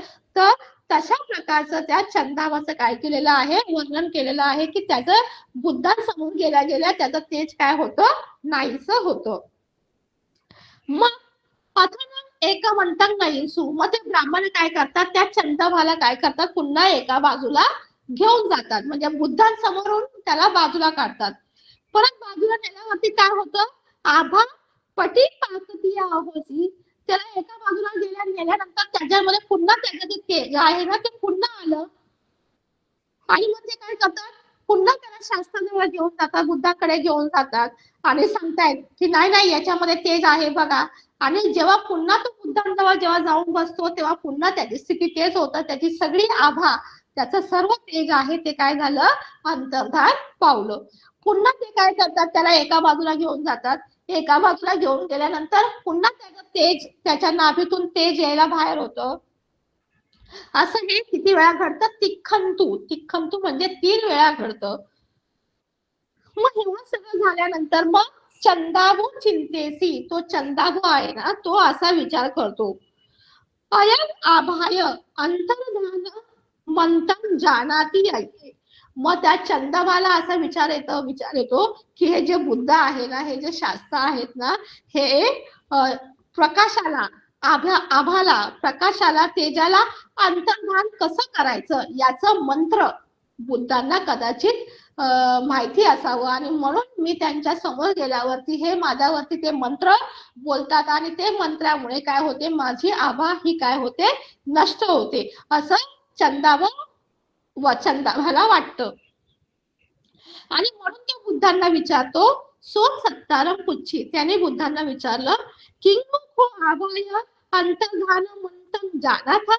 मग ते बुद्धांना विचारतो, काय तुम्ही आभाय, आभा, हे जे आभा आहे, हे जे माझं वलय येतं, तेजाचं वलय येतं, अंतर्धान मंथन, त्याला अंतर्धान कसं करायचं याचा मंत्र जाना था, तुम्हाला माहिती आहे का. तर बुद्ध त्याच्या प्रश्नाला उत्तर देत आहेत, आम जानामी, होय मला याचा मंत्र माहिती आहे. ते नाही मी देथा, तर तो म्हणतो मग मला पण सांगा ना, तुम्हाला काय मंत्र माहिती आहे तो मला पण द्या. तर बुद्ध सांगतायत, न सक्का अपबज्जित दातुम, बुद्ध सांगतायत अपबज्जित झालेल्या व्यक्तीला, जो प्रवर्जित नाहीये, जो गृहस्थ आहे, अशा व्यक्तीला मी हा मंत्र देऊ शकत नाही. सो ब्राह्मणे अहम, आणि म्हणून तो चंदाबू, ते जे ब्राह्मण त्याला घेऊन जे फिरत असतात, गाड्यावरती घेऊन फिरत असतात, त्या ब्राह्मणांना जाऊन बोलतो, काय बोलतो, मी येतच मी म्हणते गहिते अहम सकल जम्बूद्वीपे जेठ्ठको भविष्यामी. तो सांगतो की मी जातो आणि याच्याकडनं, बुद्धांकडनं जाऊन मी काय करतो, तो मंत्र शिकून घेतो आणि तो मंत्र शिकल्यानंतर मी ह्या सकल जम्बूद्वीपे, या संपूर्ण जम्बूद्वीपामध्ये काय होईल, जेठ्ठको भविष्यामी, काय होईल, मी जम्बूद्वीपातला काय होईल, सर्वश्रेष्ठ होईल. तुम्ही येथे होत अहम पबज्जित्वा मंथन गणिसामी, तो सांगता तुम्ही इथेच थांबा, मी प्रवर्जित होतो, बुद्धांकडे जातो, त्यांच्याकडनं मंत्र शिकतो आणि मंत्र शिकून तुमच्याकडे पुन्हा येतो. आणि असं म्हणून तो बुद्धांकडे जातो आणि बुद्धांकडे गेल्यानंतर सो सत्तारण पबज्जंग याचित्वा उपसंपज्जी, त्याने बुद्धांकडनं पबज्जेची याचना केली आणि तो प्रवर्जित झाला. आणि मग प्रवर्जित झाल्यानंतर मग बुद्ध त्याला काय करतात, द्वंद्विंसाकार आचिक्की, बुद्ध त्यांना 32 आपल्या शरीरातले जे 32 बॉडी पार्ट आहे त्याच्या अनुषंगाने बुद्ध त्याला काय देतात, कम्मठ्ठान देतात. शरीरावर अनुषंगाने 32 कम्मठ्ठान, ते त्याला 32 अवयवांवरचं कम्मठ्ठान त्याला देतात. कारण का बुद्ध त्याला ते शरीरावरच कम्मठ्ठान का देतात, कारण तो त्याच्या शरीरातच काय येत असते, ती आभा येत असते आणि त्याच्यापासून तो बाहेर यायला पाहिजे आणि म्हणून बुद्ध त्याला तेच कम्मठ्ठान देतात. सो इदंती पुच्छी, तो म्हणतात तुम्ही मला हे काय सांगता, शरीराच्या 32 बॉडी पार्ट्सवर तर का काम करायला सांगताय. तर मग बुद्ध त्याला सांगतायत की जर तुला मंत्र शिकायचं असेल तर तुला पहिलं या स्टेज मधून जावंच लागेल. आणि म्हणून तुला काय केलं पाहिजे, हे 32 बॉडी पार्ट्स वरती अभ्यास केलाच पाहिजे असं बुद्ध त्याला सांगतात. आणि अशा प्रकारे मग तो त्या कम्मठाणावरती काम चालू असताना मध्येच ते जे ब्राह्मण असतात त्याच्या सोबती, ते त्याला येऊन मध्ये मध्ये विचारायचं. गही तो ते म्हणतो, अरे तुला मंत्र मिळाला का, तुला मंत्र समजला का, तू मंत्रामध्ये पारंगत झाला का, असे ते मध्ये मध्ये मध्ये येऊन त्याला विचारत असायचे. न तावगणाने, आणि तो त्यांना सांगतो नाही बाबा, अजून तर मला काही तो मंत्र समजलेला नाही, मला काही तो मंत्र कळलेला नाही. आणि अशाच प्रकारे मग तो त्या 32 अवयांवरती काम करून, कम्मठाणावरती काम करून तो अनंत होतो. तो जो चंदावा आहे तो अनंत होतो. आणि मग पुन्हा त्याला ब्राह्मण येऊन विचारतात, काय रे बाबा, झालं का, तुला मंत्र कळाला का? तेव्हा तो त्यांना सांगतो की मी आता काही तुमच्याकडे परत येऊ शकत नाही. का येऊ शकत नाही? कारण तो आता काय झालेला असतो, अनंत झालेला असतो. तर मग भिक्षू बुद्धांकडे येतात आणि बुद्धांना सांगतात की हा चंदाभ आहे ना, काहीतरी वेगळंच बोलतोय, पहिलं काहीतरी वेगळं बोलायचं, आता काहीतरी वेगळं बोलतो, सांगतो की मी आता काय परत रिटर्न जाणार नाही. मग तेव्हा बुद्ध भिक्षूला सांगतात की हो, चंदा व थेर, आता तो थेर झालेला असतो, म्हणून बुद्ध त्यांना म्हणतात की चंदा व थेर हे सत्य बोलतायत, ते अनागामी धम्मो झालेले आहे, ते आता पुन्हा गृहस्थ होऊ शकत नाहीये. आणि खिनासो इदानी भिक्खवे मम पुत्तो चंदावो, बुद्ध इथे पण चंदा व थेरांना मम पुत्तो म्हणून संबोधतात. कारण का संबोधतात? तर कारण ते इथे काय झालेले आहेत, अनंत झालेले आहे. खिनासो काय झालेले आहे, क्षीण, त्यांचे सगळे आश्रम क्षीण झालेले आहे असं म्हणून बुद्ध त्यांची स्तुती करताना, त्यांच्यातल्या क्वालिटीजचे वर्णन करताना बुद्ध ही गाथा म्हणतात. तर बुद्ध कोणती गाथा म्हणतात? चंदन व विमलं शुद्धं विप्रसन्नं अनाविलं नंदी भवं परिखिनं तं अहं भ्रूमि ब्राह्मणं. आता इथे सुद्धा बुद्ध सांगतात की मी ब्राह्मण कोणाला म्हणतोय. बुद्धांच्या मते ब्राह्मण हा कोण आहे? तर बुद्ध सांगतात, आता इथे त्याचं नाव चंद्र असतं, कारण त्याला चंद्रासारखं तेज असतं म्हणून त्याला त्याला चंदाभ म्हटलेलं असतं. तर जो बुद्ध, मग बुद्ध इथे ही चंद्राची उपमा देऊनच त्याचं वर्णन करतात. जो चंद्राप्रमाणे विमल म्हणजे काय झालेला आहे, मलरहित झालेला आहे. मलरहित आहे. मलरहित आहे म्हणजे काय आहे, जो निर्मळ आहे, जो चंद्राप्रमाणे निर्मळ आहे. शुद्ध म्हणजे शुद्ध आहे. विप्रसन्न जो प्रसन्न आहे. आणि अनाविलन ज्याच्यामध्ये कोणत्याही प्रकारची काय नाहीये, अशुद्धी नाहीये, जो स्वच्छ आहे, असा व्यक्ती म्हणजे चंद्राप्रमाणे जो निर्मळ आहे, शुद्ध आहे, प्रसन्न आहे, स्वच्छ आहे. नंदी भवं परिखिनं, ज्याची नंदी म्हणजे तृष्णेची आसक्ती, परिखिनं काय झालेली आहे, ज्याची भवाबद्दलची जी तृष्णा आहे, जन्म घेण्याची तृष्णा आहे, या संसार चक्रामध्ये फिरण्याची जी तृष्णा आहे, जी भव तृष्णा आहे, ही परिखिनं काय झालेली आहे, ज्याची पूर्णतः क्षीण झालेली आहे, जो या संसार चक्रातनं बाहेर पडलेला आहे. तंग अहं भ्रूमि ब्राह्मणं, त्याला मी काय म्हणतो, ब्राह्मण म्हणतो. तर इथे अशा प्रकारे बुद्ध चंद्राची उपमा देऊन काय करतात, ब्राह्मणाच्या क्वालिटी स्पष्ट करतात. चंद्र जसा ज्याच्यावरचे चंद्रावरचे ढग जेव्हा नाहीसे होतात तेव्हा चंद्र कसा एकदम शुद्ध, निर्मळ, स्वच्छ दिसतो, त्याचप्रमाणे हा जो ब्राह्मण आहे तो कसा, त्यातले सगळे विकार निघून गेल्यावर तो कसा दिसतो, निर्मळ, शुद्ध, प्रसन्न, स्वच्छ. आणि त्याने आपली काय केलेली असते, आपली सर्व भवतृष्णा काय केलेली असते, क्षीण केलेली असते. अशा व्यक्तीला मी काय म्हणतो, ब्राह्मण म्हणतो. इथेही बुद्ध ब्राह्मण, माझ्या मते ब्राह्मण काय आहे ते बुद्ध काय करतात, ब्राह्मणाच्या व्याख्या सांगतात.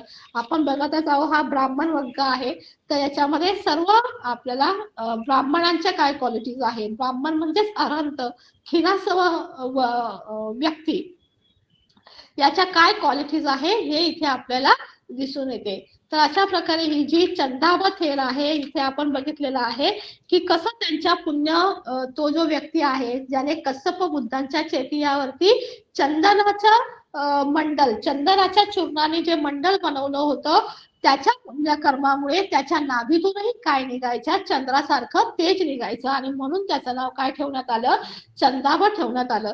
आणि परत आपल्याला त्यावेळेची हेही दिसतं समाज कसा होता की ब्राह्मणांनी त्याच्या ह्या गोष्टीचा फायदा घेऊन त्याच्यातनं अर्थार्जन करण्याचं काय केली होती, संधी उपलब्ध करून घेतली होती स्वतःला. आणि ते लोकांकडनं 100-100, 1000-1000 रुपये घेऊन त्याचं ते तेज त्याला दाखवायचे आणि पैसे कमवायचं असं त्यांनी साधन बनवलं होतं. आणि एवढ्यावरच ते थांबले नाही तर ते बुद्धांबरोबर सुद्धा त्याची बरोबरी करायला त्याला घेऊन जातात की बाबा की बुद्धांकडनं तू हा मंत्र शिकून घे म्हणजे तू संपूर्ण जम्बूद्वीपातला काय होऊन जाशील, ज्येष्ठ होऊन जाशील. तर अशा प्रकारे ही चंदाब थेरांची वस्तू आहे. अशा स्टोऱ्या आहे ना भरपूर आहे. म्हणजे ब्राह्मणांनी एखादी काहीतरी प्लस पॉइंट त्यांच्यामध्ये असेल तर त्याचा कसा वापर करून घेऊन लोकांकडनं कसे पैसे काढायचे. मी आणखीन एक तुम्हाला त्याच्याबद्दल तशा अनुषंगाने एक स्टोरी सांगते जी आहे वंगिस थेरांची स्टोरी आहे. तर वंगिस थेर तुम्हाला माहिती असेल, वंगिस थेर हे ना अग्र आहेत. कशामध्ये अग्र आहेत तर पटिभानवंतानं म्हणजे हजर जबाबी उत्तर देण्यामध्ये वंगिस थेर हे कसे होते, एकदम अग्र होते. आपण बघितलं महामोगलान थेर, तर महामोगलान थेर पण तुम्हाला माहिती आहे कशामध्ये अग्र होते तर युद्धीमध्ये अग्र होते. रेवत थेर सुद्धा खदीर अरण्यवासीमध्ये जे अग्र होते त्याच्यामध्ये रेवत थेरांचा नंबर लागतो. बुद्धांनी रेवत थेरांना अरण्यामध्ये राहण्यामध्ये अग्राची उपाधी दिलेली आहे. तसे हे जे वंगिस थेर होते, वंगिस थेर सुद्धा काय होते, पटिभानवंतानं जे हजर जबाबी उत्तर देण्यामध्ये अग्र होते. तर वंगिस थेर ही अशीच होते. म्हणजे वंगिस थेर हे ब्राह्मण होते, ब्राह्मण कुळात जन्मले होते आणि त्यांनी खूप वेद मंत्र यांचा अभ्यास केला होता आणि त्यांना एक कला अवगत झालेली होती. तर ती कला होती कोणती की मेलेल्या माणसांचा जन्म कुठे होतो याची काय असते, त्यांना कला अवगत असते. तर आणि त्या अनुषंगाने मग लोक काय करतात, त्याचा फायदा घेतात. आणि मग ते ब्राह्मण काय करतात, ह्या वंगिसाला यानामध्ये असंच मस्त सजवलं धजवलेलं यान असतं, त्या यानामध्ये वंगिस थेरांना बसवतात आणि गावोगावी शहरी जाऊन फिरतात आणि लोकांना सांगतात की तुम्हाला तुमच्या मृत नातेवाईकांची जर गती जाणून घ्यायची आहे, ते नरकात गेले की तिरच्छान योनीमध्ये गेले की मनुष्य लोकात गेले की देव लोकात गेले, हे जर तुम्हाला जाणून घ्यायचं असेल तर तुम्ही वंगिसाकडे या, एवढे पैसे द्या आणि तुम्ही तुमच्या मृत नातेवाईकांची गती जाणून घ्या. असं म्हणून त्यांनी तो पैसे कमवायचं काय केलं होतं, एक साधन बनवलेलं होतं. आणि मग खूप सारे लोक यायचे, कवटी घेऊन यायचे. त्यांचा जो मेलेला व्यक्ती असेल ना त्याची कवटी घेऊन यायचे. वंगिस काय करायचे, त्या कवटीला चारी बाजूने त्याचं निरीक्षण करायचे, तिला ठोकायचे, ठाकायचे करायचे आणि मग ते त्यांना सांगत, त्यातून ते त्यांना काय ज्ञान व्हायचं, कारण त्यांनी तेव्हा अभ्यास केलेला असतो, तो मंत्र शिकलेला असतो. आणि मग ते त्या व्यक्तीला सांगायचे की बाबा तुझा व्यक्ती हा देव लोकात गेलाय, तुमच्या घरातला हा मनुष्य लोकात गेलाय, हा नरकात गेलाय, हा तिरच्छान योनीमध्ये गेलाय. तर अशाच ठिकाणी हे जे ब्राह्मण आहे त्या वंगिसाला घेऊन पुन्हा अशा श्रावस्तीमध्ये आलेले असतात आणि पुन्हा सेम कंडिशन करते की श्रावस्तीतले खूप सारे लोक काय हातामध्ये माला, गंध ह्या गोष्टी घेऊन बुद्धांची पूजा करण्यासाठी विहारात जात असतात. आणि त्याच वेळेला हे जो ब्राह्मण समुदाय वंगिसला घेऊन जे पैसे कमवत असतात ते त्या ठिकाणी येतात. तेही त्या ठिकाणा लोकांना असं सांगतात की बाबा तुम्ही तिकडे कुठे चालल्यात बुद्धांच्या दर्शनाला, तुम्ही आमच्याकडे या, आमच्याकडे बघा हा जो व्यक्ती आहे याच्याकडनं तुम्ही जाणून घ्या की तुमचे मृत नातेवाईकांचा जन्म कुठे झालेला आहे. तर ते लोक पुन्हा सेम की बाबा नाही, तुमच्या वंगिसांपुढे आमच्या बुद्ध काहीच म्हणजे खूप श्रेष्ठ आहे, बुद्धांकडे असे करून ते बुद्धांची खूप स्तुती करतात. आणि मग ब्राह्मणही विचार करतात की बाबा काय आहे बुद्ध, आपण जाऊन त्यांची सुद्धा काय करूया, ह्या अनुषंगाने भेट घेऊया. आणि मग ते वंगिसाला घेऊन काय येतात, बुद्धांकडे येतात. आणि मग बुद्धांना कळतं की वंगिसकडे ह्या क्वालिटीज आहे की तो मेलेल्या लोकांच्या कवट्या बघून त्यांची गती कुठे झालेली आहे तो काय करतो, बघतो. आणि मग बुद्ध त्यांच्या समोर काय करतात, किती 5 कवट्या ठेवतात, 5 लोकांच्या कवट्या ठेवतात. आणि मग बुद्ध त्याला सांगतात की यांची गती कुठं झालेली आहे तू मला सांग. मग तो पहिली कवटी घेतो, बघतो, तिचं निरीक्षण करतो, तिला टटोलतो, चारी बाजूंनी तिचं निरीक्षण करतो, मग सांगतो बाबा ही तिरच्छन योनीमध्ये गेलाय. दुसरी घेतो, बुद्ध बोलतात हो बरोबर आहे तुझं. हा म्हणजे बुद्धही त्याच्या याला होकार देतात की बरोबर सांगितलं. दुसरी कवटी घेतो, मग सांगतो मनुष्य लोकात जन्मले. तिसरी कवटी घेतो, सांगतो नरकात गेलं. चौथी कवटी घेतो, सांगतो देवलोकात गेलं. आता जेव्हा तो पाचवी कवटी हातामध्ये घेतो आणि तो त्याचाही निरीक्षण करतो, मंत्र टाकतो, चारी बाजूने त्याला ठोकून ठाकून बघतो कुठे गती झाली असावी बरं याची, पण त्याला त्या काहीही लक्षात येत नाही. पूर्ण तो घामाघूम होतो की बाबा याची गती कुठे झालेली आहे, मला का नाही कळत, मी एवढ्या सगळ्या गोष्टींमध्ये हुशार आहे, एवढ्या सगळ्यांना सांगतो, पण या व्यक्तीची या कवटीचं मला का सांगता येत नाही. तो पूर्ण घामाघूम होतो. आणि मग बुद्ध त्याला विचारतात काय झालं, तुला नाही समजत आहे का, हैराण झालायस का. तर तो बोलतो की हा मला नाही समजत आहे. तर मग वंगीज बोलतात पण तुम्हाला माहितीये का हा व्यक्ती कुठे गेलाय. तो बुद्ध बोलतो हो मला माहितीये हा व्यक्ती कुठे गेलेला आहे. मग वंगीज थेर म्हणतात की मला पण सांगा की हा तुम्ही कोणता मंत्र, तुम्हाला कोणता मंत्र माहिती आहे, कशावरनं तुम्ही ओळखताय, तर हा मंत्र मलाही सांगा जेणेकरून मीही माझ्यामध्ये काय करू शकेल, प्रगती करू शकेल. तेव्हा बुद्ध त्याला सेम जसं आता आपण चंदा व थेरांचं बघितलं की बुद्ध त्याला सांगतात की तू पवज्जा घे आणि पवज्जा झाल्यानंतरच मी तुला काय करेल, मला येत असलेला मंत्र मी तुला सांगेल. आणि म्हणून हे आपले वंगीस काय होतात, पवज्जा घेतात. पुन्हा त्यावेळेला ब्राह्मण त्यांना सांगत असतात की बाबा वंगीस तू प्रवज्जा घेऊ नको. त्यांचं असं म्हणणं आहे की बुद्ध हे मायावी आहे. बुद्धाकडे जो एखादा व्यक्ती एकदा गेला की तो परत त्यांच्यातून बाहेर येत नाही आणि म्हणून ते वंगीसाला जाऊ देत नसतात. पण वंगीस म्हणतात की नाही मी मंत्र शिकतो आणि लगेच तो मंत्र शिकून येतो जेणेकरून आपल्याला काय होईल, आणखीन त्याचा उपयोग घेऊन त्याचा लाभ घेता येईल. आणि असं म्हणून तो पवज्जा घेतो. सेम व बुद्ध त्याला 32 अवयवांवरचं कम्बठ्ठाण देतात. कारण हे दोघं सगळे शरीरावरच्या रिलेटेड गोष्टींवर आहे ना. तर मग बुद्ध त्यांना 32 अवयवांचं कम्बठ्ठाण देतात. पुन्हा मग बुद्ध ते तिथे पण सेम ब्राह्मण त्याला मध्ये मध्ये येऊन विचारत असतात की बाबा तुला मंत्र कळाला का, झाला का, तू पारंगत झाला का, तुला कळालं का.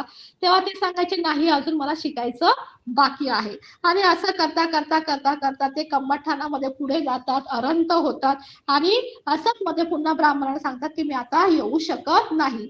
आणि मग तेव्हा त्यांना कळतं की जी कवटी दिली होती हातामध्ये, वंगीसांच्या हातामध्ये, ती कवटी कोणाची असते तर अरहंताची असते. कारण अरहंताला काय नसतं, पुढचं जग नसतं. तो ह्या भवचक्रातनं काय झालेला असतो, मुक्त झालेला असतो. तर अशा खूप स्टोऱ्या आहेत की जिथे ब्राह्मण काय करतात त्या गोष्टींचा काय घेताना दिसतात, फायदा घेताना दिसतात. त्यांना जे ह्या कला येतात त्या गोष्टींतून ज्ञानार्जन, अर्थार्जन करायला बघतात. आणि अशा प्रकारे ते वंगीस थेर पण मग बुद्धांकडे जातात आणि तिथे त्यांना अग्राची उपमा भेटते. कारण वंगीस हे खूप हजरजबाबी असतात. प्रत्येक क्षणी जी काही घटना घडेल त्याच्यावरती ते काव्य करायचे, म्हणून त्यांना पठिभानवंतानं अग्र अशी उपाधी मिळालेली आहे. अशा प्रकारे हे चंदाबा स्टोरी पण त्यांच्याच प्रमाणे आहे. तर अशा प्रकारे आपण इथे ब्राह्मण वर्गातली ही शेवटची गाथा आणि त्या गाथावरची आधारित कथाही आपण बघितलेली आहे. ज्या ह्या तिन्ही गाथा आपल्याला काय सांगतायत तर ब्राह्मण कोणाला म्हणायचं, ब्राह्मणांच्या काय क्वालिटीज आहे याच्यातनं हे स्पष्ट होतं. अशा प्रकारे ह्या तिन्ही कथा आपल्या इथे संपलेल्या आहेत. आणि आयोजकांनी मला ही संधी, धम्मदेशनेची संधी उपलब्ध करून दिल्याबद्दल मी सर्वांचे खूप खूप आभार मानते.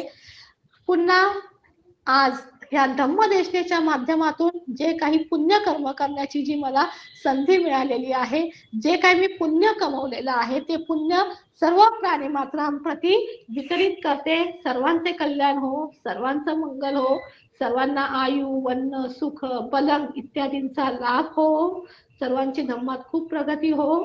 भवतु सब मंगलम, भवतु सब मंगलम, भवतु सब मंगलम. साधु साधु साधु साधु साधु साधु साधू साधू साधू मॅम, धन्यवाद. खूप छान मॅम, खूपच सुंदर सांगितलंय तुम्ही. साधु साधु साधु. साधू साधू साधू मॅम.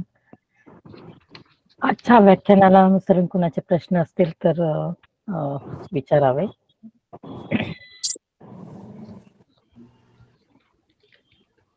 हा बोला पंतक सर. थँक्यू विद्या मॅडम. फारच अप्रतिम पद्धतीने आपण तिन्ही घासाचा समजून सांगितलं. मला रेवत थेर वस्तू संदर्भात प्रश्न होता की हे सारीपुत्तांचे भाऊच होते ते आणि त्यांची पूर्ण फॅमिली प्रवचित झाली होती. हो, सर्व फॅमिली प्रवचित झालेली होती. बरोबर आहे. तर ते सारीपुत्तांचे भाऊ असल्यामुळे सारीपुत्तांनी सांगितलंच होतं की आज्ञा दिली होती की यांना डायरेक्ट प्रवचित करा म्हणून. पण इथे तर सामनेर न बनवता डायरेक्ट प्रवज्जा दिली त्यांना. तर ते पूर्वीचं कम्म काय होतं या संदर्भात थोडं सांगता आलं तर बघा. रेवत थेरांचं आणि एक योजन म्हणजे किती अंतर होतं मॅडम? ते एक योजन म्हणजे जवळजवळ 7 मैल. एक योजन म्हणजे जवळजवळ 7 मैल होतं आणि अशा प्रकारे ते 30 योजन अंतर होतं. तर 30 योजन अंतर जायला त्यांना 1 महिना लागलेला असतो. आणि त्याच रस्त्यात जाताना ते सेंगरी थेरांच्या पुण्यकर्मामुळे त्यांना अन्न पाण्याची अजिबात गैरसोय होत नाही. देवी देवता सर्व त्यांना पुरवत असतात त्यांच्या ह्याच्याने. आणि रेवत थेरांच्या पूर्वकर्माबद्दल तर दिलेलं नाहीये आणि म्हणजे मी पण शोधलं नाहीये आणि याच्यामध्ये तर दिलेलं नाहीये. जर मला मिळालं तर मी नक्कीच त्या ग्रुपवरती मी पोस्ट करेन वाटलंच तर. पण याचा रेवत थेरांचा अभ्यास करताना कुठे सापडला नाही त्यांची पूर्वकर्माची कथा. जर मला कधी आता तुम्ही जर मला प्रश्न विचारला त्या अनुषंगाने जर मी शोधते तर मिळाले तर मी त्या ग्रुपवर नक्कीच टाकेन. Thank you madam. कारण की रेवत थेरांचा बरेचदा म्हणजे 2-3 रेवत थेर असतील, बरेचसे असतील, कारण बरेचदा रेफरन्स वगैरे येतो. तर म्हणून मला पण ते उत्सुकता होती. रेवत थेरांचं दिलेलं आहे ना, कारण रेवत थेरांची जी अगोदर अरंथा वग्गामध्ये जी कथा आहे त्याच्यामध्ये त्या कथेमध्ये संपूर्ण दिलेल्या आहेत. त्यांच्या बहिणी भावंडांची सर्वांची नावं दिलेली आहेत त्याच्यामध्ये. चाला, उपचाला, शिशुपचाला ह्या 3 बहिणी आणि त्यांना 3 भाऊ होते, चुंद, उपसेना आणि रेवत. आणि एक स्वतः सारीपुत्त. सारीपुत्त उपतिस्स नावाने त्यावेळेला ओळखले जायचे. गृहस्थचं नाव त्यांचं उपतिस्स असतं. असे हे 7 बहीण किती 7 बहीण भावंड होते. चालेल. साधू साधू साधू. पुढचा प्रश्न घेऊ शकता. Thank you madam. Welcome. Ma'am box मध्ये क्वेश्चन आलाय की तो बघा ना 32 कायानुसाती अशुभ 32 त्याच्यावरती ते सांगा असा क्वेश्चन आहे. ते 32 कम्मठान याबद्दल माहिती मिळेल का? 32 कम्मठान नाही. हा, ते त्याच्या दंत, लोम, केस ते आहे ना, ते सगळं त्याच्याबद्दल आहे. ते शरीराच्या 32 अवयवांवरती मेडिटेशन करायचंय की बाबा हे त्वचा आहे तर त्वचा कशी आहे. तर सध्या आता ती आपल्या याच्यावर आहे तर ती पसरलेली आहे. पण जर त्वचा आपण जर काढून बघितली तर ते काही त्याच्यामध्ये हे नाहीये, ती एकदम लूज पडते. अशा प्रकारे दात जोपर्यंत आपल्या याला एका रेषेमध्ये याच्यामध्ये लाईनीमध्ये आहेत तोपर्यंत चांगले वाटतात. तर अशा प्रकारे ते कम्मठान आहे. प्रत्येक अवयवांवरती शरीराचे जे 32 बॉडी पार्ट्स आहे ना त्या सगळ्यांवरती ते कम्मठान आहे आणि ते ना विशुद्धी मग्गामध्ये चांगल्या प्रकारे एक्सप्लेन केलेले आहेत. ते असे शरीराच्या पूर्ण 32 अवयवांवरच्या वेगळ्या वेगळ्या भागांवरचं त्यांनी विश्लेषण केलेलं आहे. ते हो, ते विशुद्धी मग कारण ते प्रत्येक अवयवाचं त्यांनी खूप डिटेल मध्ये दिलेलं आहे. त्याचा आकार कसं, त्याचं स्थान कुठे आहे बॉडी पार्ट्स मध्ये, मग ते असं त्या सगळ्या गोष्टी त्यात भरपूर प्रत्येक बॉडी पार्ट्स वर वर्णन आलेलं आहे. कुणाचे काही प्रश्न नसतील तर मग मी मिसाळकर सरांना विनंती करते की त्यांनी आजच्या विषयानुसरून मार्गदर्शन करावे. नमो बुद्धाय. जय भीम. थँक्यू विद्या मॅडम. तब्येत खराब असताना तुम्ही जे साहस केलं त्याबद्दल खूप खूप अभिनंदन. आणि तुम्ही जे सांगितलं ना की ते धम्म सांगण्याची म्हणजे शेअरिंग असतं ते, की मला जे समजलं ते इतर लोकांपर्यंत पोहोचायला पाहिजे. आणि त्यासाठी आपली सगळ्यांची जी धडपड आहे आणि या धडपडीत तुमची अग्रेसरता दिसून आली की तब्येत खराब असताना सुद्धा थोडेही तुम्ही काय म्हणतात थोडंही म्हणजे विचलित झाले नाही किंवा व्यत्यय येऊ दिला नाही. जर टेक्निकल इश्यू असतात ते तर आपण इग्नोरच करतो. पण तुम्ही या 3 कथा तुम्हाला दिल्या होत्या त्यातले सारे आपला महामोगलान थेर आणि रेवत थेर यांच्याबद्दल आहे. हे तर याच्यात कंटेंट्स फार कमी होते, म्हणजे स्टोरी जे म्हणतो ना आपण त्याचं फार कमी माहिती होती, पण ते तुम्ही खूप चांगल्या तऱ्हेनं समजून सांगितले. आणि चंदाची जी आहे ती तर खूपच इंटरेस्टिंग होतं आणि त्याला वंगीस थेराजी म्हणजे फोडणी दिली म्हणू किंवा टॉपअप केलं विषयाला एकदमच म्हणजे धार चढली किंवा खूप प्रभावी आपलं लेक्चर झालं. आजचं सेशन खूपच छान झालेलं आहे, त्याबद्दल फार फार कौतुक, आभार. आणि अशीच एनर्जी आणि अशीच धम्म सांगण्याची उत्सुकता, इच्छा आणि शक्ती कायम राहो. म्हणजे आपले पुढचे जे काही उपक्रम असतील त्यात तुमचा सक्रिय आणि खूप मोठा हातभाराची अपेक्षा आहे, त्यात मिळणार यात काही शंका नाही. नक्कीच नक्कीच सर. आणि ज्यांनी प्रश्न विचारले त्यांचे पण खूप खूप आभार. चांगले प्रश्न आहेत. रेवत थेर जे आहे आता मॅडमने सांगितलं ते त्यांचे भाऊच होते आणि रेवत एक सुरुवातीला उपठाक पण होते बुद्धाचे, पण ते नंतर सुटले होते. आणि आपल्याला हेच बघायचं की एका नावाचे अनेक व्यक्ती असतात तर बरं कन्फ्युजन होऊ शकते. सध्या आपल्या अट्टकथेत जे रेवत थेर दिलेले आहे ते सारीपुत्त थेरांचे भाऊच होते आणि त्यांनी बरंच दान केलेलं आहे. त्याची पूर्वकथा मॅडमनी भरपूर सविस्तर सांगितलेली आहे, तर तिथे कन्फ्युजन नको. एक महामोगलान थेराबद्दल आपण या तिन्ही गाथा किंवा कथांचा आपण एक आढावा जर घेतला तर बघतो आपण की महामोगलान थेर बद्दल अनेक भिक्खूच म्हणजे जे कच्चे असतील किंवा जे काय म्हणतात एक निगेटिव्ह प्रवृत्तीचे काही लोक असतात, त्यात काही भिक्खू पण होते. हे जे अग्रश्रावक होते सारीपुत्त थेर आणि महामोगलान थेर, आणि बुद्ध त्यांना खूप मान द्यायचे, हे माझे अग्रश्रावक आहे. तर काही भिक्खूंना ते पटायचं नाही आणि त्यामुळे ना त्यांच्याबद्दल खूप विरोधात ते बोलायचे. आणि बरेच वेळा असे म्हणजे अनेक अट्टकथा येऊन गेलेल्या आधी की त्यांना खूप दोषारोपण करायचे काही भिक्खू आणि बुद्ध सांगायचे की नाही नाही त्यांना तसा दोष देऊ नका, तसा दोष देऊ नका, ते त्याच्या पलीकडे गेलेले आहेत. कारण बुद्धांना माहित होतं त्यांचे जे गुण आहे ते सर्वसामान्य भिक्खूंना ते कळत नव्हते. इथे असंच झालं की अरंत महामोगलान थेर आहे ते तर किती दिवाण होते, तरी या लोकांना त्यांच्याबद्दल एक निगेटिव्ह हे होतं, थॉट्स होते. आणि त्यामुळे बुद्धांना या गाथेमध्ये समजून सांगितलेलं आहे की म्हणजे आसक्ती रहित, संशय रहित आणि अमृत प्राप्त केलेला जो व्यक्ती आहे तोच म्हणजे ब्राह्मण आहे. तर हे सगळे गुण त्यांनी अरंताचे सांगितलेले आहेत, महामोगलान थेराचे सांगितले आणि ब्राह्मणाचे पण सांगितलेले आहे. तर फक्त याच्या आधी पण याची जी रिलेटेड स्टोरी जे सारीपुत्त थेराबद्दल पण आहे. सारीपुत्त थेराबद्दल काही भिक्खूंची निगेटिव्ह इमेज होती, त्याला बुद्धांनी गाथेद्वारे सांगितलेले आहे. आणि हे 1-2 प्रसंग नाही, असे अनेक प्रसंग आहे या थोर किंवा श्रेष्ठ जे थेर होते आपले भिक्खू होते त्यांच्याबद्दल काही माहिती नसताना लोक जरा चुकीचा समज करून घ्यायचे आणि बुद्धांना ते समजून सांगावं लागत होते वेगवेगळ्या गाथेद्वारे करते किंवा सुत्ता मार्फत. तर रेवत थेरांचं आपण बघितलं की रेवत थेरांची जी अट्टकथा आहे या विद्या मॅडमने जी गाथा नंबर 98 आहे त्याच्या संदर्भात त्यांनी सविस्तर रेवत थेराची माहिती सांगितलेली आहे. आणि पाप पुण्यापासून मुक्त व्यक्ती, शोकरहित, निर्मळ, शुद्ध व्यक्ती जी आहे जी की रेवत थेर आहे आणि तीच ब्राह्मण आहे असं बुद्धाने गाथेद्वारे समजून सांगितलं. त्याच्यावर काही जास्त भाष्य करत नाही मी. तिसरं आहे चंदाब थेर वत्थू, आणि मॅडमने खूप चांगलं या चंदाब थेराबद्दल सांगितलेलं आहे. त्याचा फक्त एक थोडासा मी सारांश असं सांगतो की हा चंदाब थेर जो आहे पूर्वजन्मी काय होता, तो वाराणसीचा एक व्यापारी होता. आणि तो व्यापारी ना म्हणजे बिझनेस माइंड आहेच त्याचं.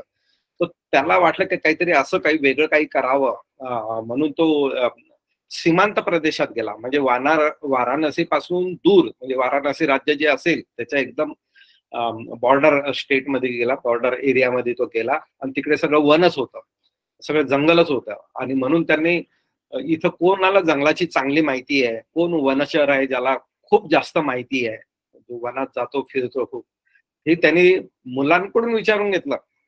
त्या गावात गेला आणि सीमांत प्रदेशात गेला आणि तिथले जे मुलं होते, गवळी किंवा गुराखी जे मुलं होते, त्यांना विचारलं की इकडे कोण आहे एक्सपर्ट वनाचा, आणि त्यांना त्या व्यक्तीबद्दल माहिती मिळाली, त्या वनचराची. मग त्याचं नाव काय आहे, तो कुठे राहतो, त्याची पत्नीचं नाव काय, त्याच्या मुलाचं नाव काय, या सगळ्याच चौकशाने मुलाकडून माहिती करून घेतल्या. आणि त्यांच्या घरी गेला, त्या वनचराच्या घरी. तर तो घरी नव्हता, तो वनात गेला होता. तर त्याच्या पत्नीला तो नावाने हाक मारतो, कशा आहेत मॅडम, समजून घ्या त्या अर्थाने. आणि मग त्याला वाटतं अरे हे माझं नाव जाणते, म्हणजे हे नक्कीच माझ्या पतीला ओळखत असतील, जवळचे असतील म्हणून. मग ती त्यांना बसायला चटई वगैरे देते, त्याला पाणी जेवण काय द्यायचं देते. मग तो म्हणतो मुलं कुठे गेले, मुलांचे पण नाव घेतात, तर ते पण बाहेर गेलेले आहेत. मग ही कधी येणार आहे, वनचरचं नाव घेतात, त्यांना पण सांगतात कधी येणार आहे ते. तर तिला वाटतं अरे हा तर सगळ्यांनाच ओळखतो मला नावाने, आणि सगळ्या पतीला मुलांना सगळ्यांनी नावाने ओळखतो, त्यामुळे ती जास्त खातिरदारी करते त्याची. आणि नंतर हा काय करतो की त्यांच्यासाठी बक्षीस घेऊन येतो. म्हणजे ते पण एक बिझनेस टॅक्टिस आहे की तिला म्हणजे वस्त्र, म्हणजे साडी वगैरे काही द्यायचं असेल किंवा आभूषणं देतो, मुलांना पण जे जे गरजेचं आहे ते वस्त्र आणि आभूषणं देतो. आणि हा वनचर जेव्हा येतो जंगलातून, तर त्याला पण तो वस्त्र आणि आभूषणं देतो. तर ते सगळेच खूप खूप प्रभावित होतात की हा माणूस तर फारच चांगला आहे, एवढं मोठं आपल्याला तो बक्षीस देत आहे. आणि मग हळूच हा व्यापारी जो आहे त्या वनचराला विचारतो की तू जंगलामध्ये, या वनामध्ये असं तुला विशेष काय दिसलं, विपुलता कशाची दिसली तुला या वनामध्ये. मग तो सांगतो रक्तचंदनाचे खूप झाडं आहेत तिथे. आणि आपल्याला याच्या आधी पण आपण रक्तचंदन जे आहे त्याचा उल्लेख आलेला आहे, आणि प्राचीन काळापासून त्याचं म्हणजे किती मौल्यवान आहे ते. म्हणजे सगळ्या वृक्ष, म्हणजे चंदन तर खूप सुगंधी असते, पण रक्तचंदन सुगंधी आणि औषधी पण असते, त्यामुळे त्याची व्हॅल्यू खूप जास्त आहे प्राचीन काळापासून. आता तर त्याचा व्यापार करायला तशी बंदीच आहे, तोडायला बंदी आहे रक्तचंदन. ठीक आहे.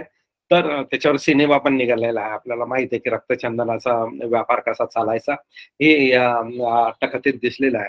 आणि नंतर मग तो वनामध्ये जातो, रक्तचंदनाचे झाडं तोडून वाराणसीत येतो आणि मोठ्या किमतीत विकून अजून श्रीमंत बनतो तो.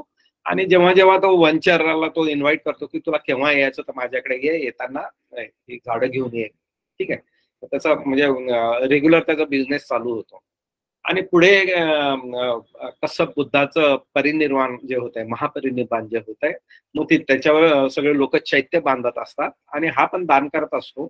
आणि त्या चैत्याला त्याने रक्तचंदनाचं हे बनवलेलं आहे, मखर म्हणू आपण, किंवा लाकडी त्याला मंडल बनवलं होतं.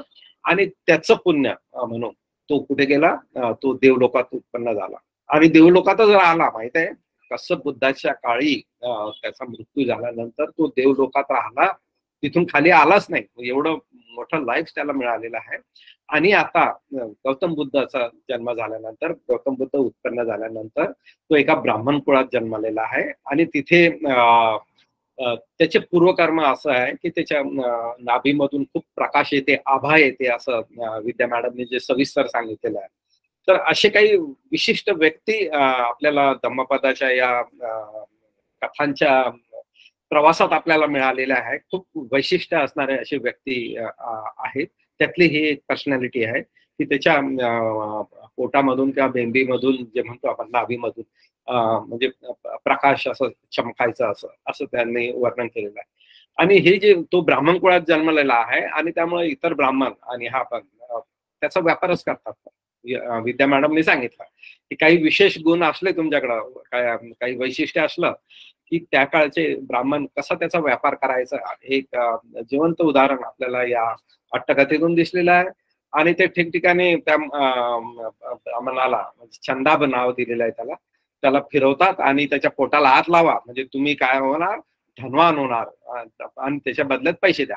पोटाला हात लावायचे पैसे, तर तुम्ही धनवान होणार.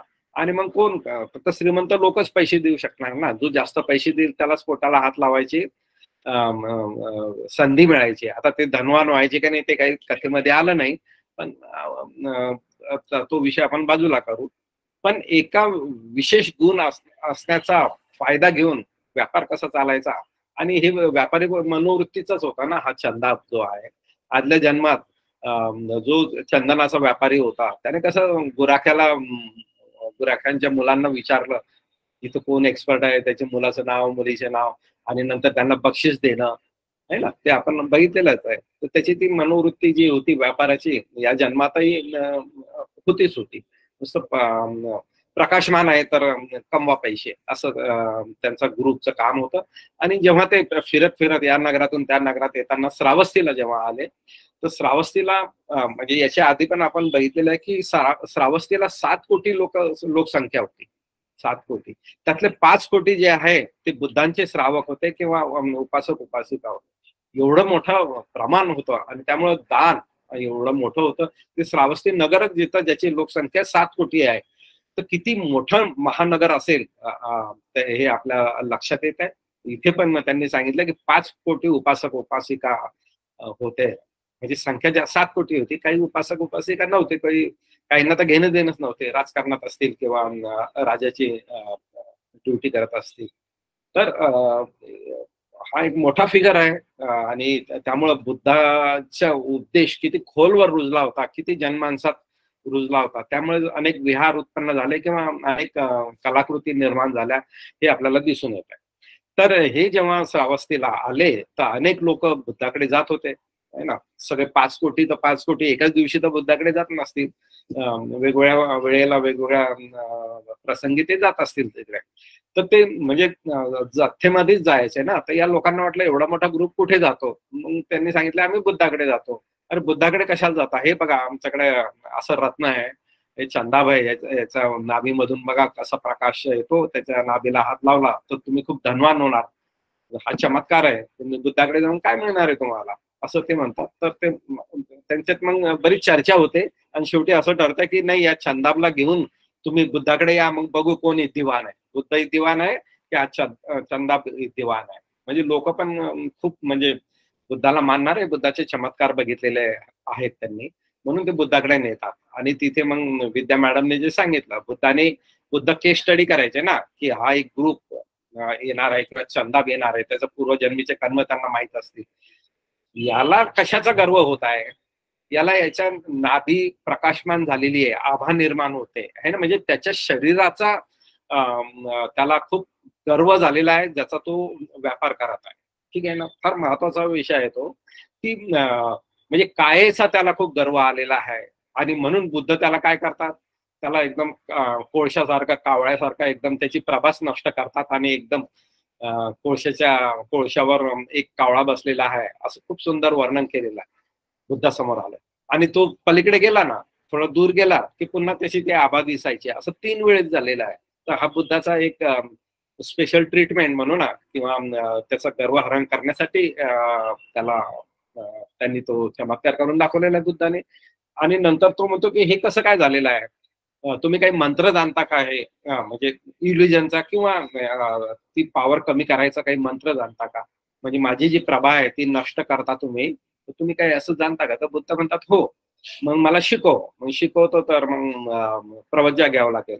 मग तो तर प्रवज्जा यासाठी घेतो की मी प्रवज्जा घेईन, तो मंत्र पण शिकेल आणि मी जास्त कमाई करेल.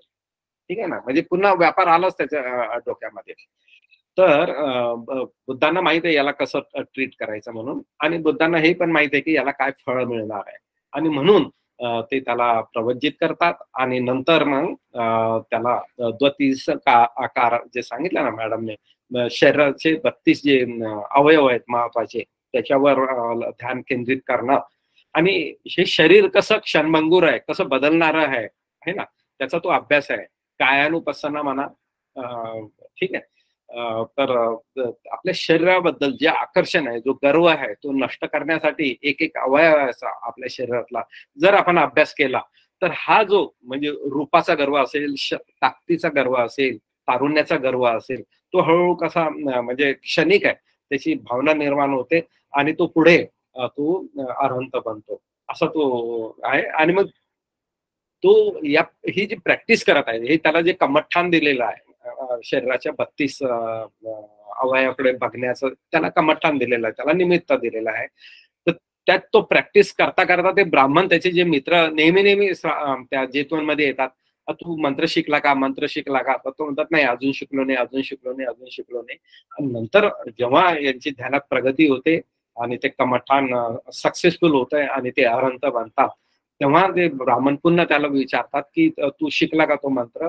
तर तो म्हणतो नाही, आता तर मी प्रवज्जित आयुष्यच काढणार आहे, मला काही आता त्या व्यापारात किंवा त्या प्रकाशमान नादीमध्ये काही इंटरेस्ट नाहीये, आता तुम्ही वेगळे व्हा, मला तुमच्यासोबत राहायचं नाही. आणि ते अरहंत बनतात.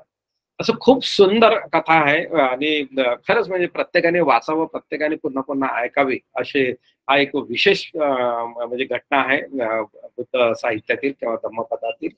आणि असे अनेक व्यक्ती आणि वल्ली म्हणतो आपण त्या आपल्याला याच्यात दिसतात. विद्या मॅडमने आपल्याला वंगीस तेराबद्दल पण सांगितलेलं आहे आणि ते पण प्रासंगिक आहे. तोही कसा व्यापार करायचा, कवटी बघून मृत्यूनंतर तो कुठे उत्पन्न झालेला आहे, त्याची गती काय झालेली आहे ते त्याला माहिती होतं. म्हणजे त्याचा तेवढा अभ्यास होता, ते शरीर विज्ञानाचा म्हणून किंवा कवटीवरून तो ओळखायचा. ही मोठी कला. कवटी अशी वाजवायचा आणि सगळ्या बाजूने बघायचं आणि सांगायचं की याची गती कुठे झालेली आहे असं. तर तेवढं. आणि म्हणजे नंतर त्या मॅडमने सांगितलं की बुद्धाकडे जेव्हा गेलं वेगवेगळ्या प्रकारच्या कवटी त्यांनी बुद्धाला दिल्या, बुद्धाने त्याला दिल्या आणि त्याने त्याची गती सांगितली, बुद्धाने त्याला अनुमोदन केलं. पण जेव्हा अरहंताची कवटी दिली तेव्हा त्याला त्याचा गती नाही सांगता आली आणि त्यामुळे तो शरणाला प्रवज्जित झाला. पुढे आपल्याला विद्या मॅडमने सांगितलेलं आहे. तर हा पण एक महत्वाचा संदर्भ विद्या मॅडमने दिलेला आहे की अरहंत व्यक्तीचा जन्म नाही आहे, म्हणजे तो या जन्म मृत्यूच्या फेऱ्यातून बाहेर आलेला आहे आणि हे बुद्धाने वेळोवेळी सांगितलेलं आहे. पण या वंगीस थेराच्या निमित्तानं एक आगळं वेगळंच प्रकरण आपल्याला दिसलेलं आहे, आगळं वेगळे व्यक्तिमत्व आपल्याला दिसलेलं आहे वंगीस थेराचं, की नुसतं कवटीवरून तो गती ओळखतो, म्हणजे किती एक्सपर्ट असेल तो. आणि बुद्ध त्याला अनुमोदनही करतात, पण तो एवढा एक्सपर्ट नाही आहे की त्याला अरहंत म्हणजे निब्बान आहे ना याचं ज्ञानच नाही त्याला. तो इतर खूप हुशार असला तरी निब्बानाचं ज्ञान नाही, निब्बानानंतर गती थांबते हेच ज्ञान त्याला नव्हतं, कारण निब्बानच माहित नव्हतं. आणि चित्त मुक्ती जी आहे ना ते त्याला ज्ञान नव्हतं आणि म्हणून तो ती कवटी ओळखू शकला नाही. आणि असं पण काही होतं हे त्याला माहितच नव्हतं की म्हणजे जन्म मृत्यूचं हे चक्र थांबतंय हे त्याला माहिती नव्हतं. बुद्धाकडे आल्यामुळे, बुद्धाकडे प्रवज्जित झाल्यामुळे ते ज्ञान त्याला आलेलं आहे. तर अशा खूप वेगवेगळ्या प्रकारच्या पर्सनॅलिटीज आपल्याला धम्मपदात, जातकात किंवा बुद्ध साहित्यात, पाली साहित्यात दिसतात. आणि खरं म्हणजे तो एक अभ्यासाचा विषय आहे, आवडीचा विषय आहे, सगळ्यांच्या आवडी भागवणारा विषय आहे. असे हे एकंदरीत आजचं सेशन विद्या मॅडमने खूप जोरदार तऱ्हेनं आपल्या समोर मांडलं. पुन्हा त्यांचं एकदा कौतुक करतो. सगळ्या श्रोत्यांचं, रसिकांचं मी आभार मानतो आणि जे धम्मसाकाची जी टीम आहे त्या सगळ्यांचं मी खूप आभार मानतो. याविषयी जर कोणाला प्रश्न असेल तर विचारू शकता, नाहीतर मी इथे थांबतो. साधू साधू साधू साधू साधू साधू सर. खूप खूप धन्यवाद सर. तुमचे मार्गदर्शन आम्हाला नेहमीच लाभत असते आणि पुन्हा एकदा विद्या मॅमचे खूप खूप धन्यवाद. मी धन्यवाद देते आपल्या सर्व उपासक उपासिका यांना जे नेहमी या कार्यक्रमाला हजर राहून जीवनात बुद्ध वचन आचरणात आणण्यासाठी या धम्म मार्गदर्शनाचा लाभ घेत असतात. आणि आजच्या कार्यक्रमाची समाप्ती मी विशाखा सावरकर मॅम यांना धम्मपालन गाथा आणि सरनते याने करावी अशी विनंती करते. धम्मपालन गाथा. सब पाप अकरणं कुशलस्स उपसंपदा सचित्त परियोदपनं एतं बुद्धान शासनं धम्मं चरे सुचरितं नतं दुच्चरितं चरे धम्मचारी सुखं सेत्थि अस्मिन् लोके परमे च न तावता धम्मधरो यावता बहुभासति यो च पंपि सुत्वान धम्मं कायेन पश्यति सवे धम्मधरो होति यो धम्मं न पमज्जति नत्थि मे शरणं अन्यं बुद्धो मे शरणं वरं एतेन सज्जवचेन होतु मे जयमङ्गलम् नत्थि मे शरणं अन्यं धम्मो मे शरणं वरं एतेन सज्जवचेन होतु मे जयमङ्गलम् नत्थि मे शरणं अन्यं संघो मे शरणं वरं एतेन सज्जवचेन होतु मे जयमङ्गलम् साधु साधु साधु